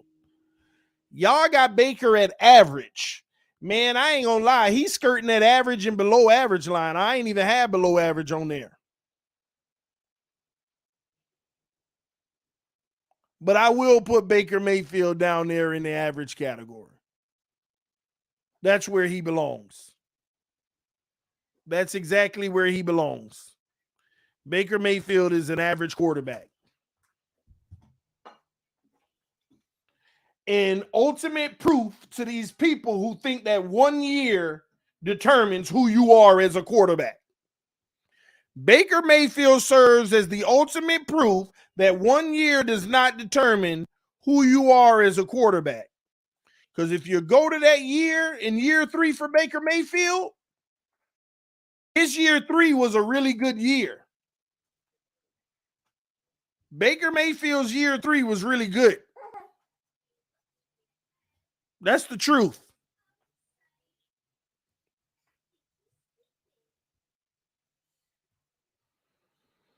All right, let me make sure I got this here.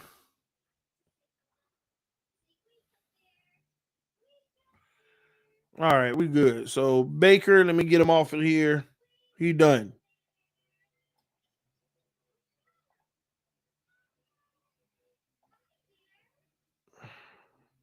All right. Goff put Tua in average then. No. Tua don't belong in average. Now, if Tua go do what Baker did and trash after his good year, oh yeah, he falling down. But you don't put him there just automatically think he gonna have a Baker Mayfield situation. But don't act like it ain't possible. That's all I've been preaching to y'all for years. Baker Mayfield serve is the perfect example that you can put weapons around a guy all you want. It may look all good at first, but once teams start figuring it out, and y'all, I don't know why people underestimate the fact that people really are figuring out our offense. Y'all think all them games at the end of the season was just an anomaly? Just, something that happened?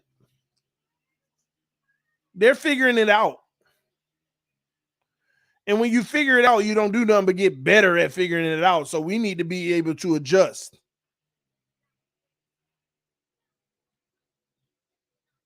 It's that simple. Tannehill is not better than Tua. All right, man. I ain't finna debate with y'all. We talking careers here. You probably just walked up in here, saw the list, and was like, "What?" Listen, we talk about careers. Careers of these quarterbacks so far. Yeah, well, we look at that, man. We just got a crowd of people just came in here. One of them, Tannehill ain't better than Tua. Obviously, you don't know what we're doing. And then Aaron Rodgers is no longer elite. We know that, but you missed what we were doing.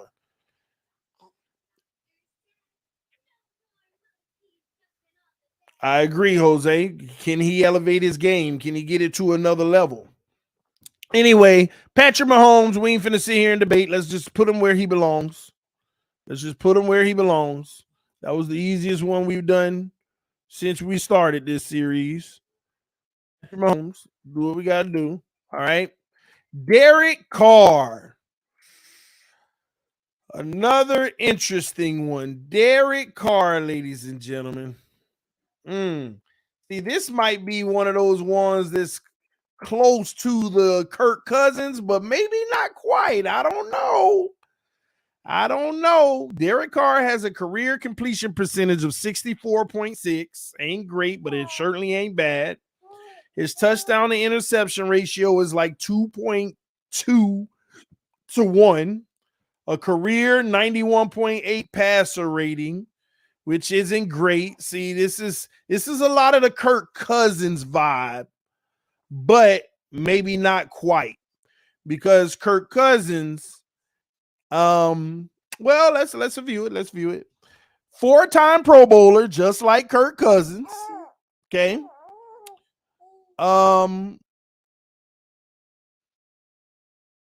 Two-time MWC Offensive Player of the Year, 2012 and 2013. Oh, no. My bad. I'm going way too far. That's college. Get out of here. Player of the Year. So 4-time Pro Bowler. That's it. Let's look at the statistics more in depth. Mommy came back. Don't be smiling at her. It's all about dad.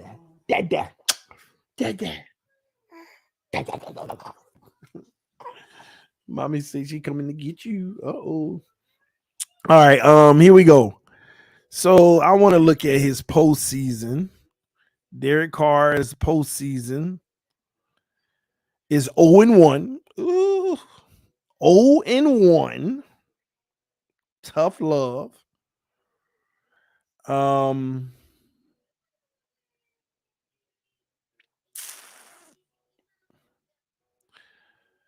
What do y'all have Derek Carr? Put it in the comment section. 2nd round pick. Where will y'all put Derek Carr? Let me end this poll and get what y'all think. All right. I'm gonna put DC for Derek Carr. Let me put the categories. I believe he's close to falling in. All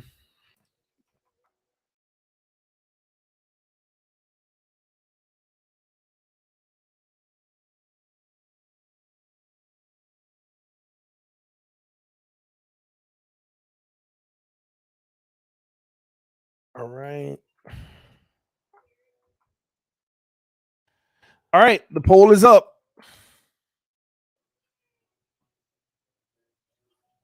The poll is up. This should be an easy one, y'all. I ain't gonna take as much time on it. Hurry up and vote. Let's try to get 50 votes. This one should be real easy for us. Come on, football heads.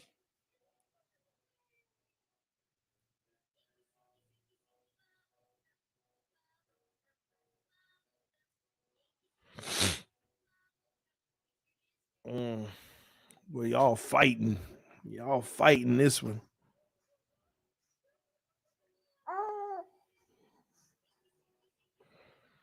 Carr is highly overrated. All right, hurry up. Get your votes in. I think it's now starting to head in the right direction.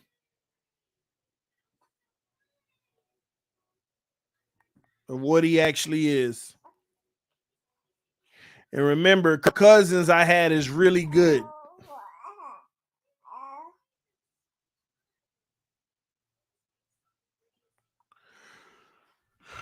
All right, I'm gonna end the poll right there because I don't want to waste much time on him. Derek Carr is a good quarterback. He's not really good. Kirk Cousins is better than him at this point. And I'm gonna be honest with you, a lot of last season separated those two. They were in the same stratosphere for quite some time. But I deleted a whole group. They were in the same stratosphere for a long time, but last year, kind of solidified Derek Carr, who was always on that line of good and really good. Now he's just good. He's falling. And he's a dead solid good. He ain't close to really good, and he ain't close to above average. He right smack dab in the middle of good.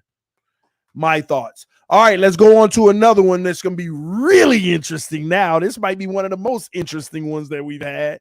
Jalen Hurts, ladies and gentlemen. Jalen Hurts. What do you think about Jalen Hurts?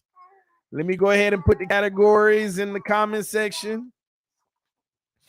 Ooh, this is going to be real interesting. Jalen Hurts. What do y'all have for Jalen Hurts? You okay, mama? All right. Here's the categories. The votes are about to be placed.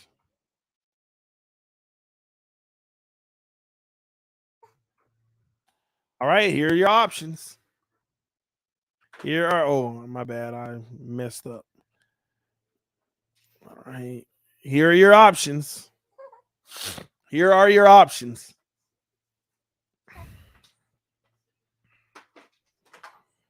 Here are your options. Hurts is a system quarterback. Hey, based off what you believe, Bo.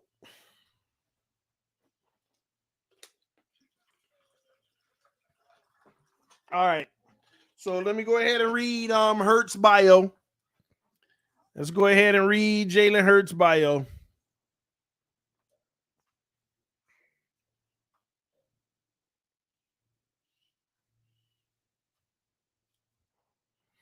All right. Jalen Hurts, 2 years in the NFL, 3 years in the NFL.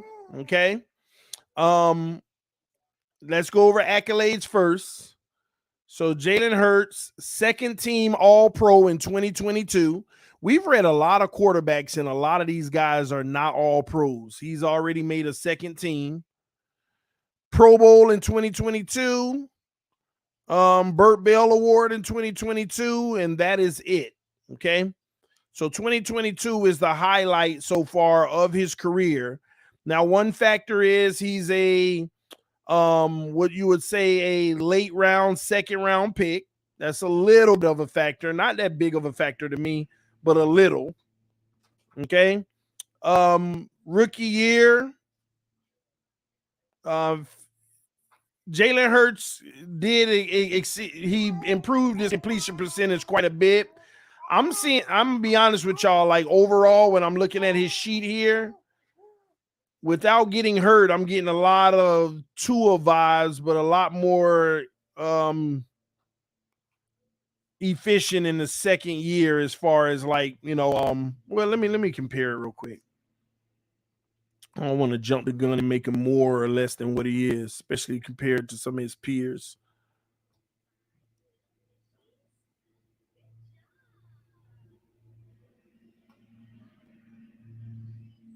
All right, here we go.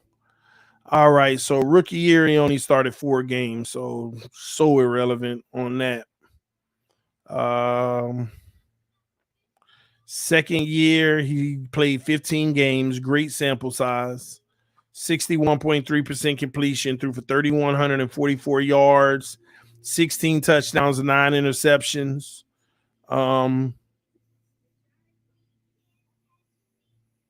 Let's see here. Last year, he definitely went off. Only 15 games, though, but he threw for 3,700. He was on pace for pretty much 4,200. He had a 67% completion percentage, 22 touchdowns, 6 interceptions, 6-12, 18, 24. He was almost a 4-to-1 touchdown to interception ratio, which is phenomenal. Now, with his stats, I have to go to the rushing. I got to go to the rushing because, all right, rushing yards, rookie year, that is so crazy. He only played 4 games and had 354 yards. That's like nasty. 80 yards a game almost then. Then the next year you run for almost 800. Then you run for almost 800 again. So he has the Daniel Jones rushing factor this year. This is tough. All right, postseason. He's been to 2 postseasons, so his first real year of getting the start. Well, hold on. Where's the record at, though? Let me see. I don't know what happened that first year. Yeah, he was 0-1. He did lead his team to the playoffs, but it was a first-round exit. But that's a great accomplishment in your first real season playing. Second year, 2-1, but you won a division, number 1 seed, so you had a bye. So you're 2-2 in the playoffs, and as a young quarterback making it to a Super Bowl. Making it to a Super Bowl, that's pretty impressive. Let me I might defer this one more than anything to y'all. We got 19% great, 65% really good, 16% good. I'm gonna be honest, I'd have to actually agree with you right here. I'm gonna sit him in a really good category. It's early, he can go up or down, but he's definitely impacting the game. with his rushing yards, his ability to just overall. Is he jumping out the gym in any category? Not really, other than rushing. But efficient. He was very efficient with the ball as well, with his turnovers to touchdowns. I got a question though for y'all. Put it in the comment section. I ain't gonna poll this, but what would you say his year was? What would you rank just this year? What would you rank just this year alone? What would you put just for this year by itself for him? Nah, it can't be really good.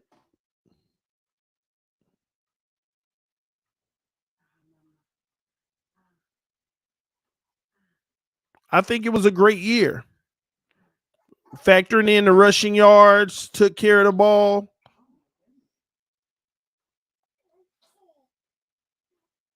I think it was I ain't gonna lie, it's close though, because when you look at it, like it was a great year. It was a great year. The reason why is you also had postseason success. The man broke records in the Super Bowl. A lot of people don't know that. Yeah, I'll have to do that because he only played 15 games. He was on pace for over 4,000 yards, led his team to a 14-1 record when he was in the game. Y'all got to think about it. This man only lost one regular season game. And that probably was, I don't know, did he play that? Was that the last game or something? I don't know. I don't even know if he was back. Let me look at per game real quick.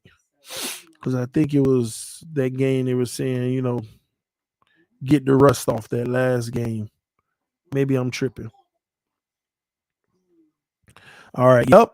That's exactly what it was. It was the very last. Wait, no. They won. They beat the Giants. It was a game that. Okay, his only loss was against Philly. And we. No, not Philly. I'm tripping, man. I'm tripping. I meant Washington. She okay? Or she trying to eat? I'm telling you, she don't like being fed. She want to do it herself. She likes these sweet potatoes. Anyway, let's get back to it. I think he had a great season only because the man didn't flop. Like, out of all his games, he might have had one game that wasn't good. He didn't have a flop. Like, look at him and Tua. The difference between good and great season, right? Because they were very similar statistically. What elevated Jalen Hurts from good and brought him up one to really good is not flopping in the season. And what made him great was also the mobile, how he contributed with his mobility as well. Touchdown to interception ratio in yards, him and Tua, they weren't far off. I mean, they were very similar. But that's what brings you to those next levels. You add an element to your game, like running the ball like that, a whole nother tier. You don't bomb out. You have a lot more consistency in the year. See, Jalen Hurts didn't even have the highs that Tua had.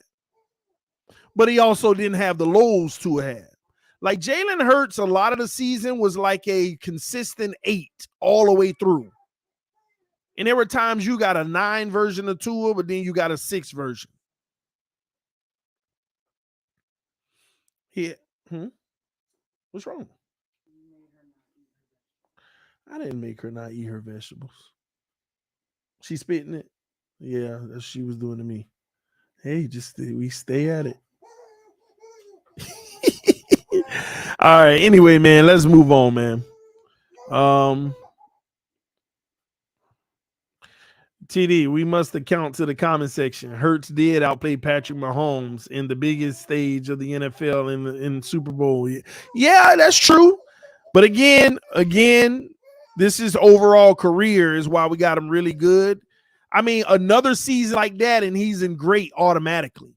And another season like that, and he's right. If he get a Super Bowl on top of it, he gonna be right up there with Mahomes. He's headed there. But remember, Jalen Hurts is in purple.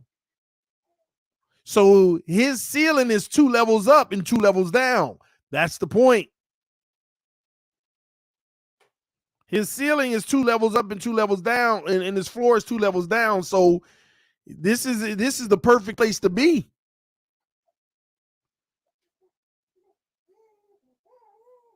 Perfect place to be. Anyway, let's move on because we finally making some way here. We getting through this list. All right, we only got 9 more quarterbacks to go after starting with like 40. All right, let me see here. Yeah, I'm gonna try to get as much as I can done before about 12 noon. Hold on, let me.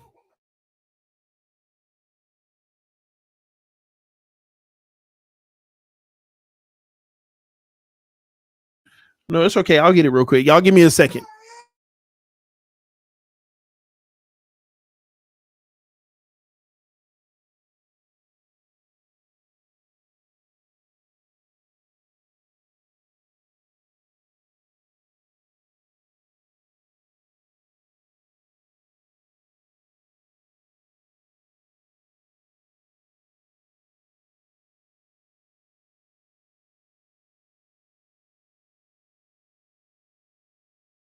Like, put some more in there for when you're done.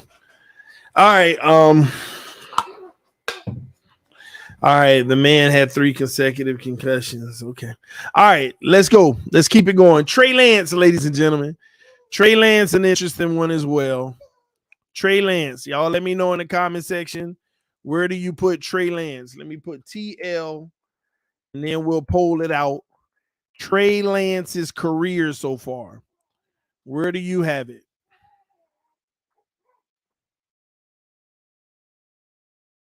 It'll be interesting to see what y'all think about this. Now, it's kind of weird because last year he got hurt. The year before, no. Let's get this. We're gonna take Trey Lance even off of this. We're gonna take him off of this board. He ain't even played a full season yet. We're not even gonna put him on here, okay?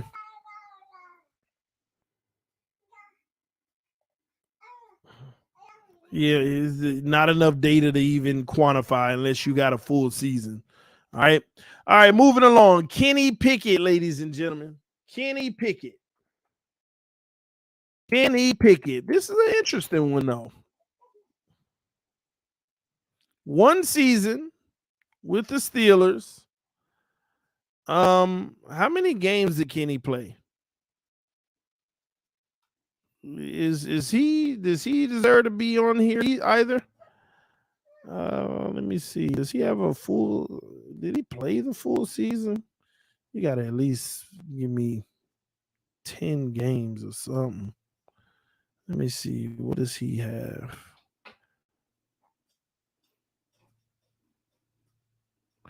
Kenny Pickett started 12 games and played 13, man. 63% completion percentage. Guys like this, man, and he touchdown to interception ratio was bad. Guys like this, I just sit in the average court category because it's too early to even, and they look to be moving forward with him. So we're not going to really evaluate him like that. We're just going to sit him in average. Not that he is average. He might be below average. But when you got such a small sample size, we'll just sit you in average for now. All right. All right. Next up, Nick Foles. Nick Foles, ladies and gentlemen. Is he still? Why do I have him on the list? Is he still playing?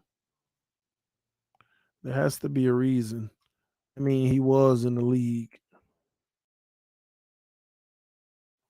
Let's see what happened to Nick Foles.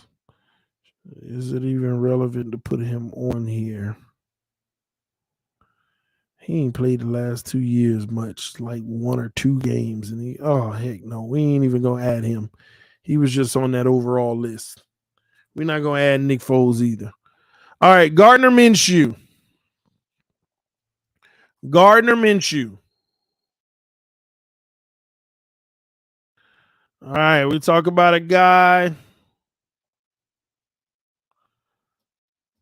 26 years old, 4 years in the league. He's a certified backup. Philly, Jacksonville. There's a reason I had him on here, and it might have to do with the fact that he must be on a team right now that he's expected to start. That's the only reason he could be on here. Where is Gardner Minshew right now, y'all? Because he was the backup in Philly last year. Did he get signed with someone this year? Because the only reason I would have him on here is because they expect him to potentially start for a team. So did somebody pick him up in free agency? Let me see. Is there any news on Gardner Minshew? He just got picked up by the Colts. Is that what it is? And they don't have a quarterback? Is that why?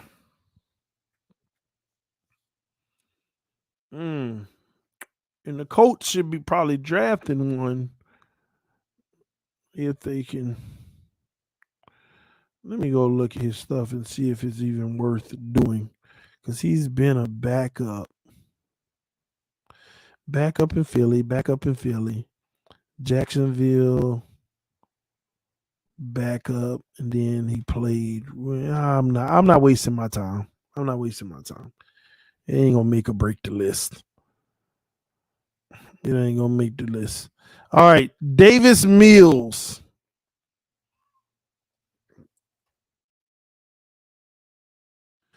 All right, he's a young guy. 2 years with the Texans. They're gonna be drafting a quarterback, highly likely. First year he was Tua-esque, 67% completion, 16 touchdowns, 10 interceptions. He had basically the identical year of Tua in 21, 2,700 yards, 1.6 to 1 touchdown to interception ratio, not good. And this year he just was bad. 61% completion, 3,100 yards, 17 touchdowns, 15 interceptions. He did his job by securing them a great draft pick. I understand he has no weapons, but they obviously are going to. Well, he only played 11 games. That's very interesting. His touchdown to interception ratio was trash. No. He didn't play 11 games. That was the first year. So this year, 15 games, missing 2 games, 3,700 yards, 3,600 he would have threw for possibly. This is a tough one. This past year, you were. You were a bad quarterback this year. 15 interceptions and 17 touchdowns. That was bad. And the year before, you were average. Average and bad is below average. We're just going to sit him in below average, man. Y'all tell me what you think in the comment section. Hurry up and give me a run so I'll feel good about where I put them. Bad, below average, or average? Bad, below average, or average? Teams caught Mills interceptions. Yeah. Pierce was good this year. Yeah, he even had help in the run game, but even worse in the passing. All right, man. We got our first below average.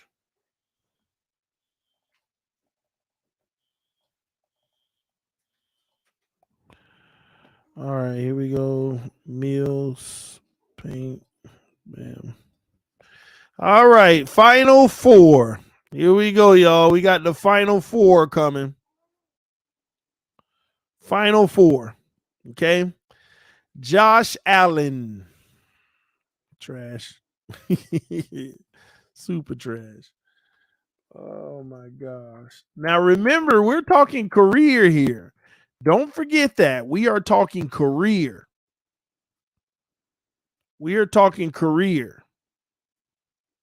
So let's keep that in mind. Let me pull it out because I could be a little biased. He trashed me, but I'm going to be fair today.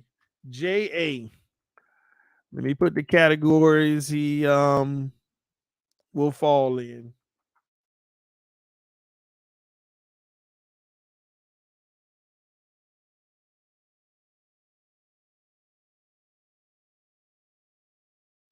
All right, y'all go ahead and do your thing. There you go. The poll is up. The poll is up. His accolades, second team All-Pro in 2020. He's never been first team All-Pro, never been the best at his position. He made second team in 2020. His third year, by the way, all of these third-year breakouts, right? Two-time Pro Bowler, his third year and his fifth year, and that's it. Highest passer rating in a single postseason of 149 in 2021. Still lost. Career touchdown to interception ratio 138-60. So that's pretty good. It's about a that's about a 2.3 to 1. I mean, it's okay. You know, it ain't the 3 to 1s like some of them elite guys. Passer rating for his career is 92.2, which is not good for him. Rushing yards, though, 3,100 yards. That's pretty interesting. And 38 rushing touchdowns as well. But his career completion percentage is trash at 62.5. That's that. Now let me go to look at these seasons. Again, fill out your poll. Fill out the poll. We got 32 votes. We need more. We need more than 32 votes. All right. All right, so it's interesting that he's only been to the Pro Bowl 2 out of the 5 years, as great as people make him out to be. Now, he always stays healthy with the exception of the rookie season, so he's been able to play most games. All of the games, really. His completion percentage really is the bummer. It's crazy to me, though. It's these third years, y'all. It's the year threes. It's the year threes. These guys break out, and then after that, they just drop back down. He had a phenomenal year 3. 37 touchdowns, 10 interceptions. And he's been very good since then. But those first 2 years, I don't put much weight on the rookie year. He was trash. He threw more picks than touchdowns. The second year, he took care of the ball better. He had 20 touchdowns, 9 picks, but he had 59% completion, only 3,100 yards, and he played all games. And he don't have many accolades. And I guess the last deciding factor is playoffs. He's 4-4. He is a 500 quarterback. And on top of that, just can't get to the Super Bowl. All right, let's see what y'all got. Then I'll tell you what I got. 56% said great. 28% said really good. And 15% said good. All right, man. Listen. This bum of all bums, okay? I'm gonna be honest with y'all. He's a great quarterback, but listen, when I say this, I really mean it. He is not far from just being a really good quarterback. Can someone tell me what he's done that Kirk Cousins hasn't done? Can someone tell me what Josh Allen has done that Kirk Cousins hasn't done? I'll be honest, boys. Something telling me to put him at really good, but he'd be the top of it to me. But he's a great quarterback because it's still a short time But can anybody tell me what has he done that Kirk Cousins hasn't done? He put up the yards Kirk Cousins put up every year. Kirk Cousins got a better touchdown to interception ratio. And again, what pushes Josh in the elite category is his ability to run the ball. Okay. That's why, I mean, not elite, the great category. That's why I have him in great. He is a really good quarterback, but he is great because of his mobility. He pretty much almost averages 700 yards a season. Well, 600, but still. And the rushing touchdowns, you can't, I mean, to add, the touchdowns that he had running the ball, that's what makes him great. That's what makes him great, y'all. This is why I concern myself once again with our QB. Because when you look at the first 3 seasons, it's very similar. When you look at Tua and Josh Allen, it's very similar, but Josh Allen had a better year too. 20-9 touchdown to interception ratio and all of that.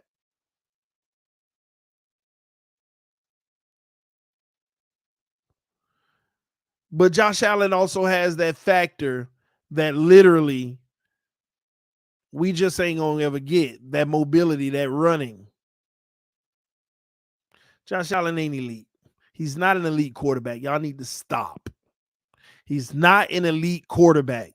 The man ain't did nothing outside of running the ball that, listen, Patrick Mahomes blows him out of the water. Joe Burrow has already accomplished more than him, and Aaron Rodgers, that's a give-in.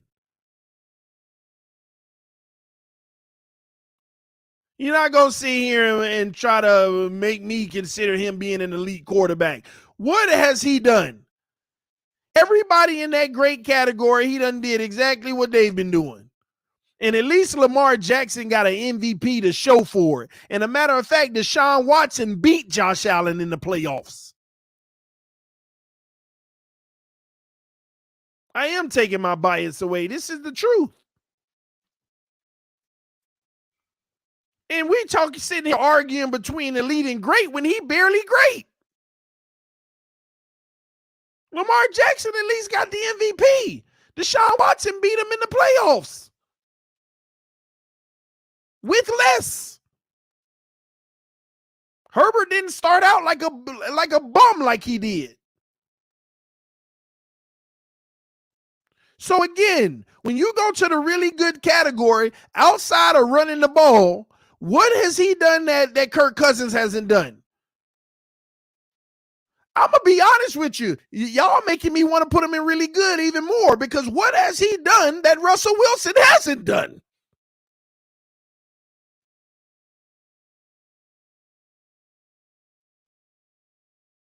What has he done that Russell Wilson hasn't done? It looked like he's about to have the exact same trajectory as Russell Wilson.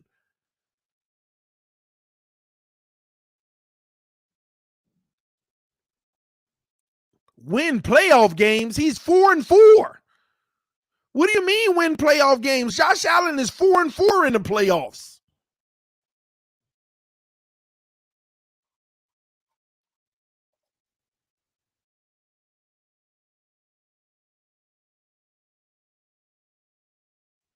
Come on, man. Russell Wilson is 9-7 in the playoffs. Russell Wilson got a better playoff record than Josh Allen.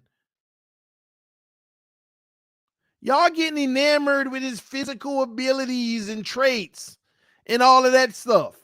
But I'm sorry. What has he done that Russell Wilson hasn't done?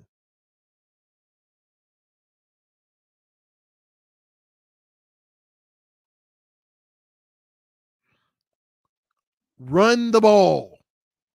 That's it. Run the ball, and the man ain't even been to a Super Bowl. The only thing that Josh Allen got over Russell Wilson and Kirk Cousins is running the ball.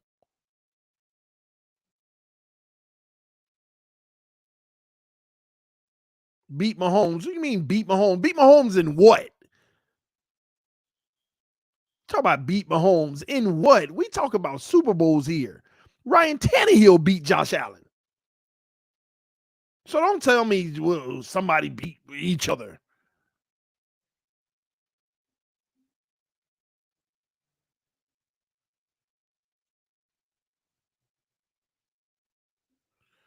No. I'm sorry.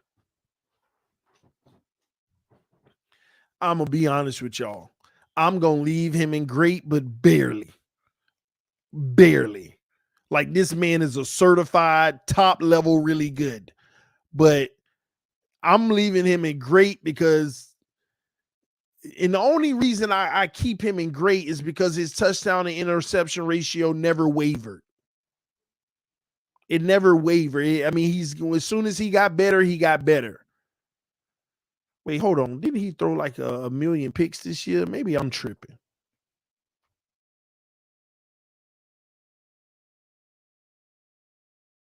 Maybe I'm tripping. Hold on.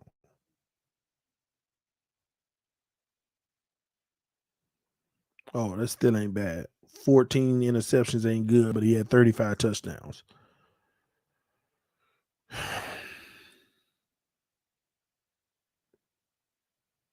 You would get smoked on that debate. Stats don't lie. Eye test is true.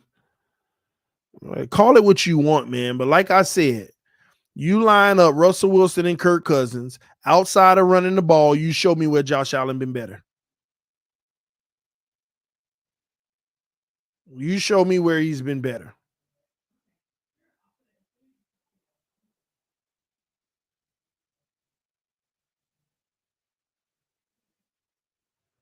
So, yeah, I see some of y'all saying I'm tripping. He should be in a really good category. I'm already qualifying y'all where he probably should be in really good category, but I'm sorry. His impact on the game with his running and the touchdowns he gets from rushing and the first downs, he's in another tier.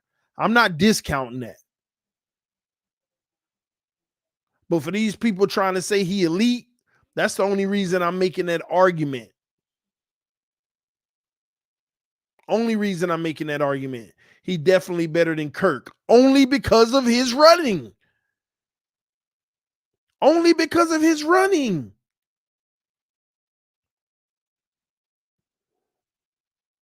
Kirk Cousins actually takes care of the ball way better than Josh Allen. With the exception of what? Maybe this 1 year?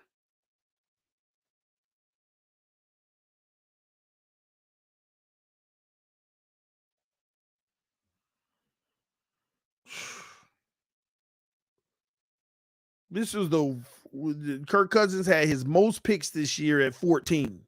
Josh Allen had 3 seasons with 14 or more picks. In the year before that, Kirk Cousins had a 33 touchdown, 7 interception ratio. Josh Allen ain't never been no over 4-1. That's almost 5-1. And just like Josh Allen this year, Kirk Cousins the year before that had 35 touchdowns, 13 interceptions. Y'all missing it. Kirk Cousins, who done threw for 4,000 yards 7 times in his career. Matter of fact, and you can't count the first 3 years because he didn't even play more than 5 games in those years. But when you look at Kirk Cousins when he finally got to start, he's only played 8 seasons where he started, and he done has 7 of those 8 seasons over 4,000 yards. And we talk about them 16-game seasons. Now that is 17 games, he throwing for 4,547 last year. So don't tell me, and yeah, Josh Allen putting them numbers up too, but that's my point. When you look across the board, these guys ain't far off from each other.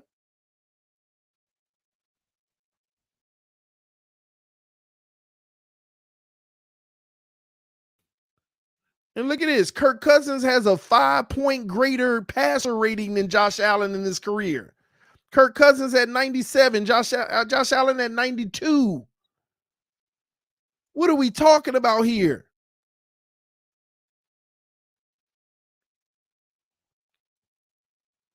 Y'all better look at Josh Allen for what he is.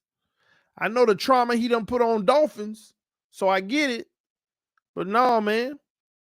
Kirk Cousins has a 67% completion percentage for his career. 67. Josh Allen, 62.5. Come on, man. Amicus say you looking at dumb stats. You know better, or maybe you don't. Then tell me what stats I should be looking at. Watch this. Tell me what stats I should be looking at outside of rushing. If I'm looking at dumb stats, then which one should I be looking at?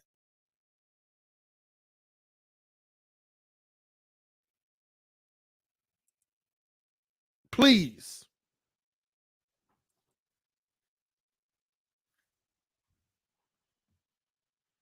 I get it, Amicus. He did it twice. Congratulations to him. He had 4K passing yards and 750 rushing yards. That's why I have him above them. It's all because of rushing yards. How many times do I have to explain that to y'all? It's that simple. That's the only difference. The 4K passing yards ain't no different. That's Kirk Cousins live off of 4,000 passing yards. And the reason why Josh Allen is already in a tier above him, and I have him in great, is because of the rushing yards. You're making my point.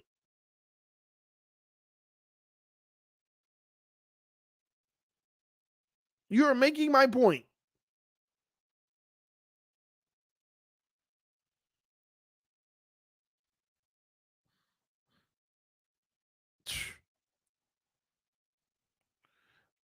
Anyway, we're going to move on. Josh Allen is a great quarterback. But he ain't Aaron Rodgers, Joe Burrow, nor Patrick Mahomes. Especially at this point, it keep getting worse. He can't even do enough in the playoffs. They playoffs is getting worse and worse, and it's gonna keep getting worse. It's that simple. Bro, you know, dog and well, only 2 QBs can make the throws he makes. Yeah, Amicus, I know good and well about 4 QBs can make the throws he make. Not 2, but about 4. But outside of that, it ain't many QBs doing the dumb stuff he does too. Josh Allen turnovers don't be tip balls or, just slightly overthrown or slightly underthrown. He literally just, like, the dumbest thing you could think of is when he throw picks. He makes some of the dumbest throws known to quarterbacks. Don't even be an offensive player in the vicinity.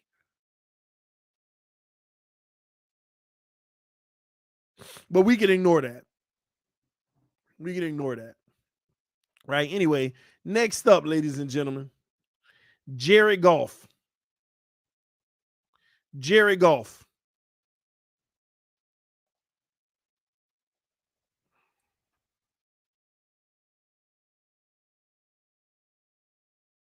Jared Goff has been in the NFL now. What do y'all think about Jared Goff? 7 years in the NFL.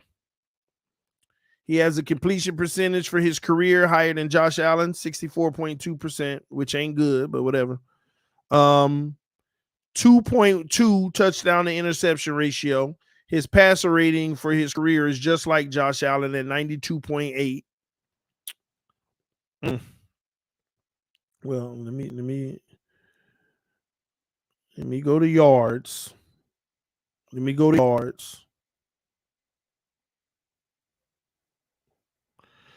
Yeah, he's pretty much 7, 14, 20. He's a 4,000 yard passer as well, pretty much.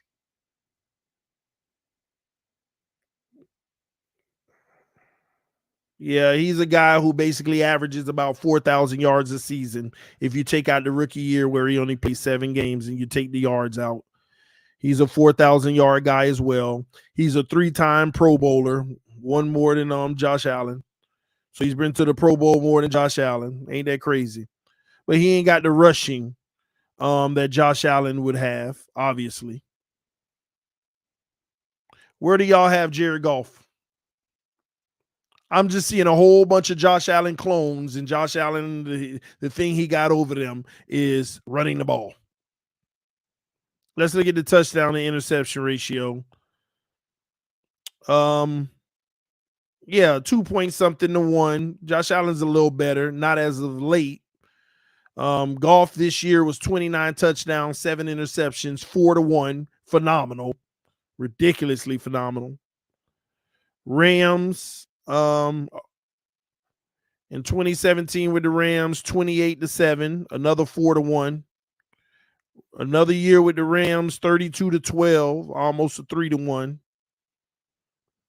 Some low years in 19 and 20. But he threw for 4,600, 4,700. So let me poll this real quick. JG for Jared Goff. Of course, I'm gonna take Josh Allen over. I'm gonna definitely take Josh Allen over Jared Goff because of the rushing.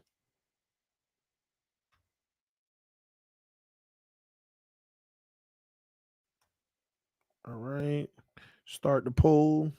Jared Goff. All right, we're gonna go in the realm of. All right, really good and good. All right, poll is up. Give me your thoughts. Hurry up. Give me your thoughts. Give me your thoughts. The Rams made a huge mistake. Maybe. You do need therapy, Amicus, after that Josh Allen tape. After your tape.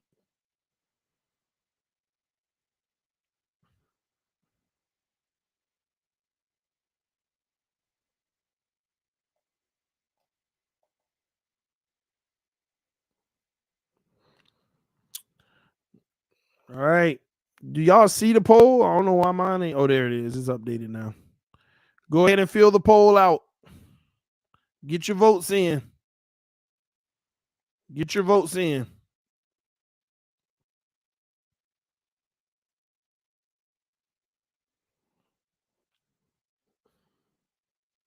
I know, bro. I'm just teasing.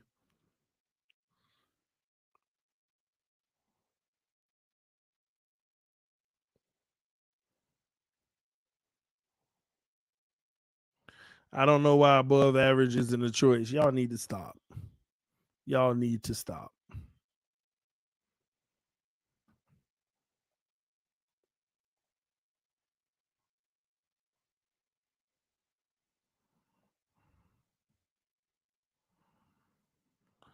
Right. Also, he's 2-3 in the playoffs, by the way. He's a 2-3 quarterback in the playoffs.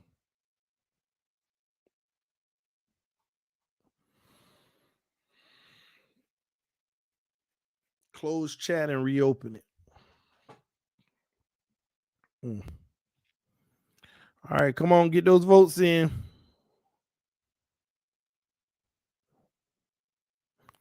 I ain't gonna lie, this is an interesting one.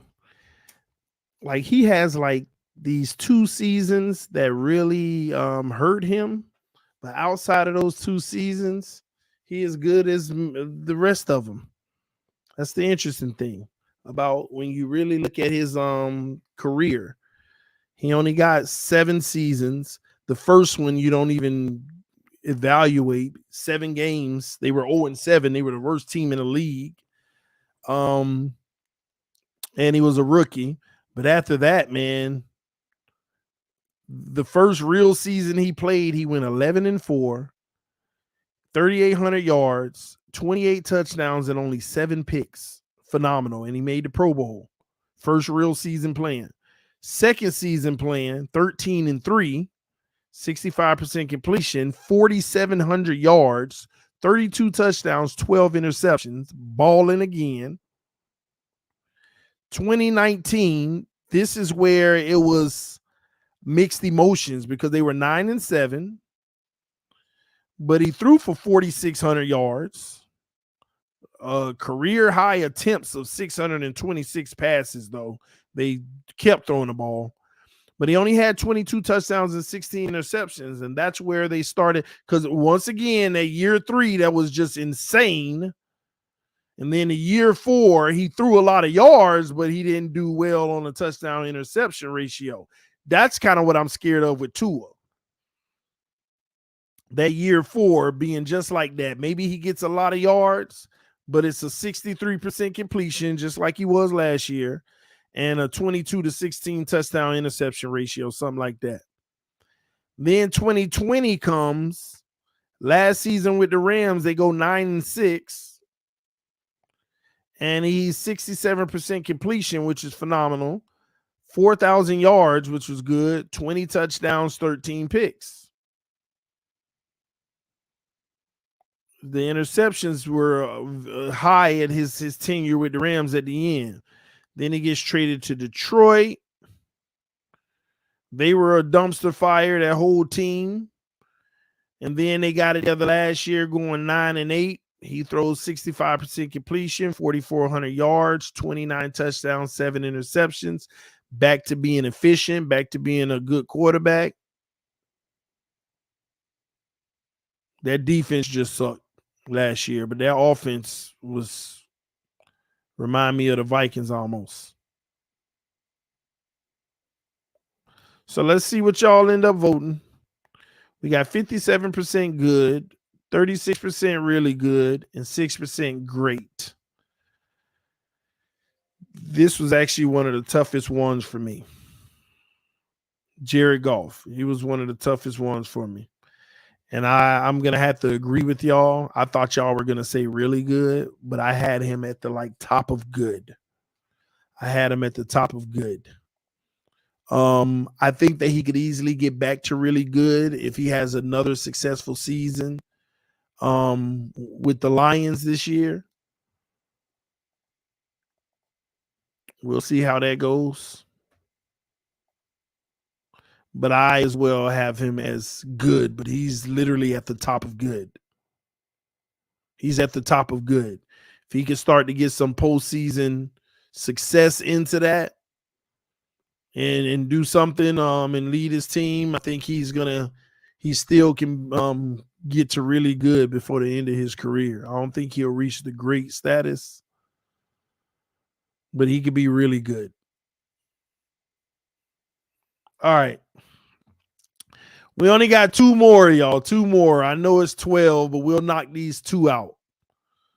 Unless the wife come and say no, we gotta go. But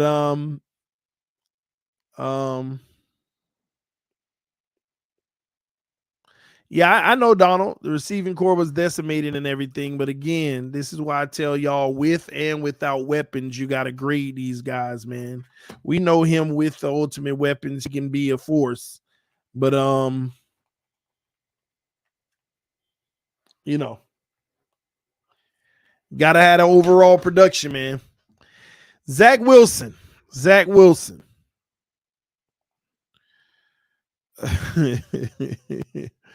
I'm not finna play with people, man. Y'all put what y'all think Zach Wilson is in the comment section. Be honest, I don't even want to poll this. What do y'all think Zach Wilson is? Put it in the comment section. His career so far. It ain't much of a career, but Zach Wilson, comment section. Let me see what you got.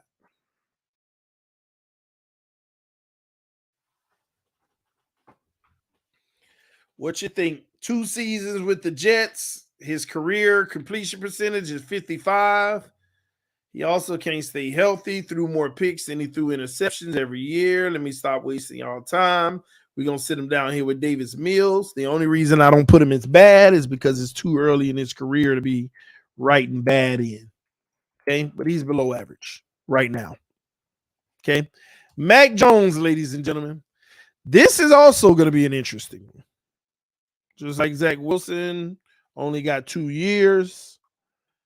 1 year he's a Pro Bowler. The next year he's, we'll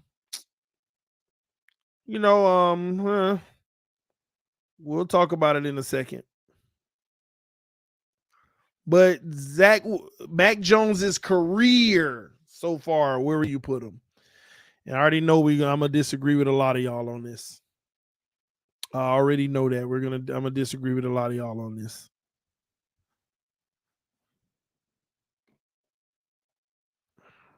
Career, where do you put Mac Jones?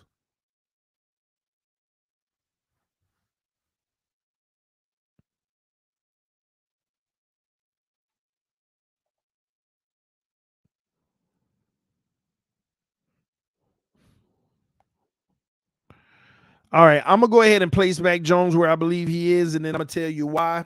But Mac Jones is above average right now. That's what he is as a quarterback. He is above average. For those who disagree and feel like he's average or worse, let me debate you by saying this. Mac Jones, his rookie year as a rookie, by the way, made the Pro Bowl, not as an alternate. He was selected to the Pro Bowl. Now, tell me where you would have put Mac Jones on here for his rookie season. And don't forget, as a rookie, this man threw for 3,800 yards. As a rookie, he has 68% completion percentage, 22 touchdowns, 13 interceptions. As a rookie. So tell me, what was his rookie year to y'all?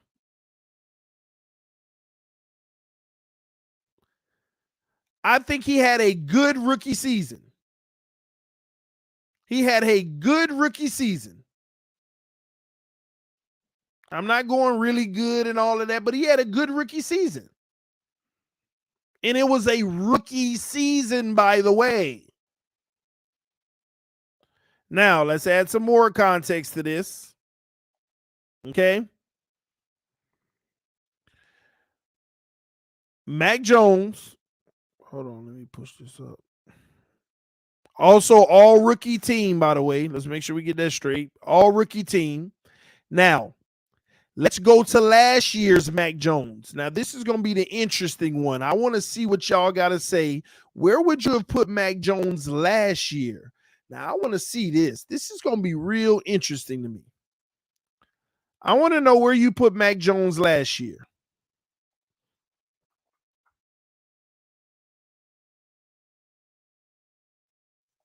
Where do you put Mac Jones last year?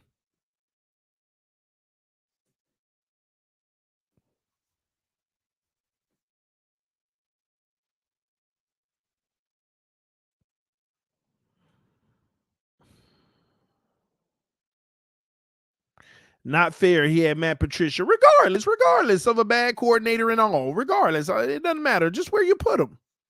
Where you put him. I want to see. Just interesting to me. I really want to see where you put him.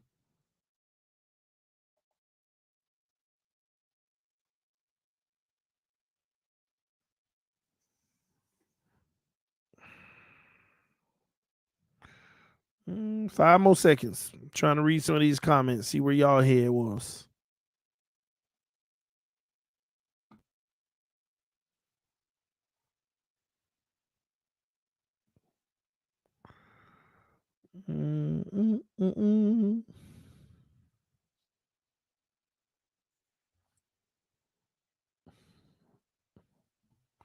All right. So I'll stop right there. It looks like I'm getting an overall consensus of average, okay? Anybody who had Mac Jones below average last year, you're technically one of the haters. You're one of the Mac Jones haters. That's trying to tear him down to build somebody else up. First of all, Mac Jones had a higher completion percentage than Tua last year. Now, mind you, Mac Jones missed 4 games. He threw for 3,000 yards. That's where you definitely wish he had more yards. People always talk about, oh, look at the weapons. Now, we don't need to compare Mac Jones's weapons with the weapons of a Tua Tagovailoa. Okay? But still, in all of that, 14 touchdowns and 11 interceptions, which wasn't phenomenal or great. It reminded me of 2021 of Tua. Mac Jones had the year, Mac Jones's year was just like Tua's second year. It was just like Tua's second year. That year y'all said was average for Tua. The year y'all said that was average for Tua. Now the only difference, hold on, let me go look.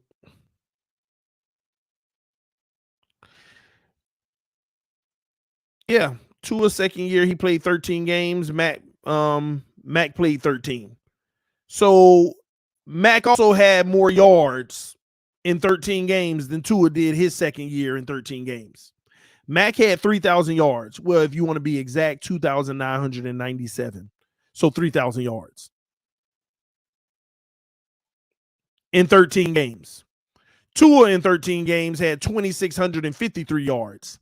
And last year would be more comparable to the weapons that they had. And Tua still had better weapons because he had Waddle. The only difference is Mac Jones had 14 touchdowns, 11 interceptions, when Tua had 16 and 10. Still very similar. But y'all said that was average for Tua. So if Mac Jones has a good rookie year and then a sophomore year of average, then it's only fair to sit him in above average, right smack dab in the middle. The only difference is Mac Jones hasn't had the low that Tua has had yet. He didn't have that rookie season Tua had, and his second year was right there with Tua.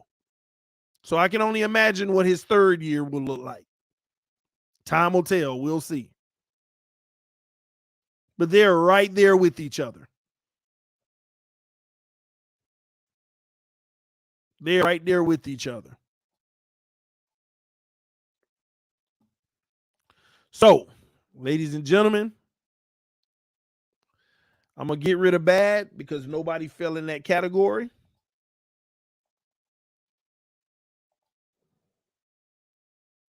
Get rid of that category. And with that being said, here is your summer of 2023 QB tier list. It ain't got to be perfect, but this is where I have these players. This is where I have them. That is your QB tier list. There's 3, 4, 5, 6, 7, 8, 9, 10, 11, 12, 13, 14, 15, 16, 17, 18, 19, 20, 23, 26, 27, 28, 29, 30, 31, 32. Ain't that funny? It's exactly 32 quarterbacks on here. We ended up with exactly 32 quarterbacks on here. Exactly 32. Great list with the exception of the abomination of Josh Allen. Hey, call it what you want. I get you, though. I understand. But here you go. This is the list.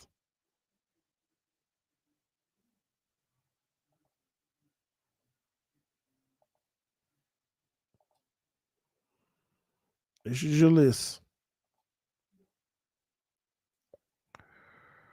Let me put green.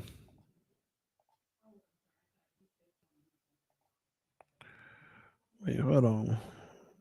Line color. It's green.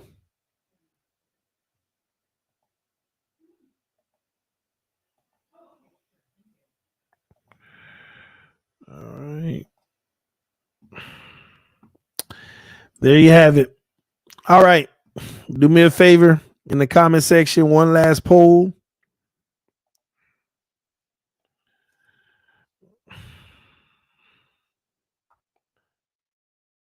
How much do you agree with this?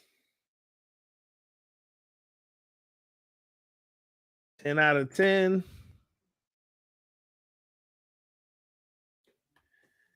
8 out of 10. 6 out of 10. 4 out of 10. I ain't putting no 2 out of 10 because you're just haters. Give me your thoughts. Give me your thoughts on your agreeability of this. How much do you agree with this list?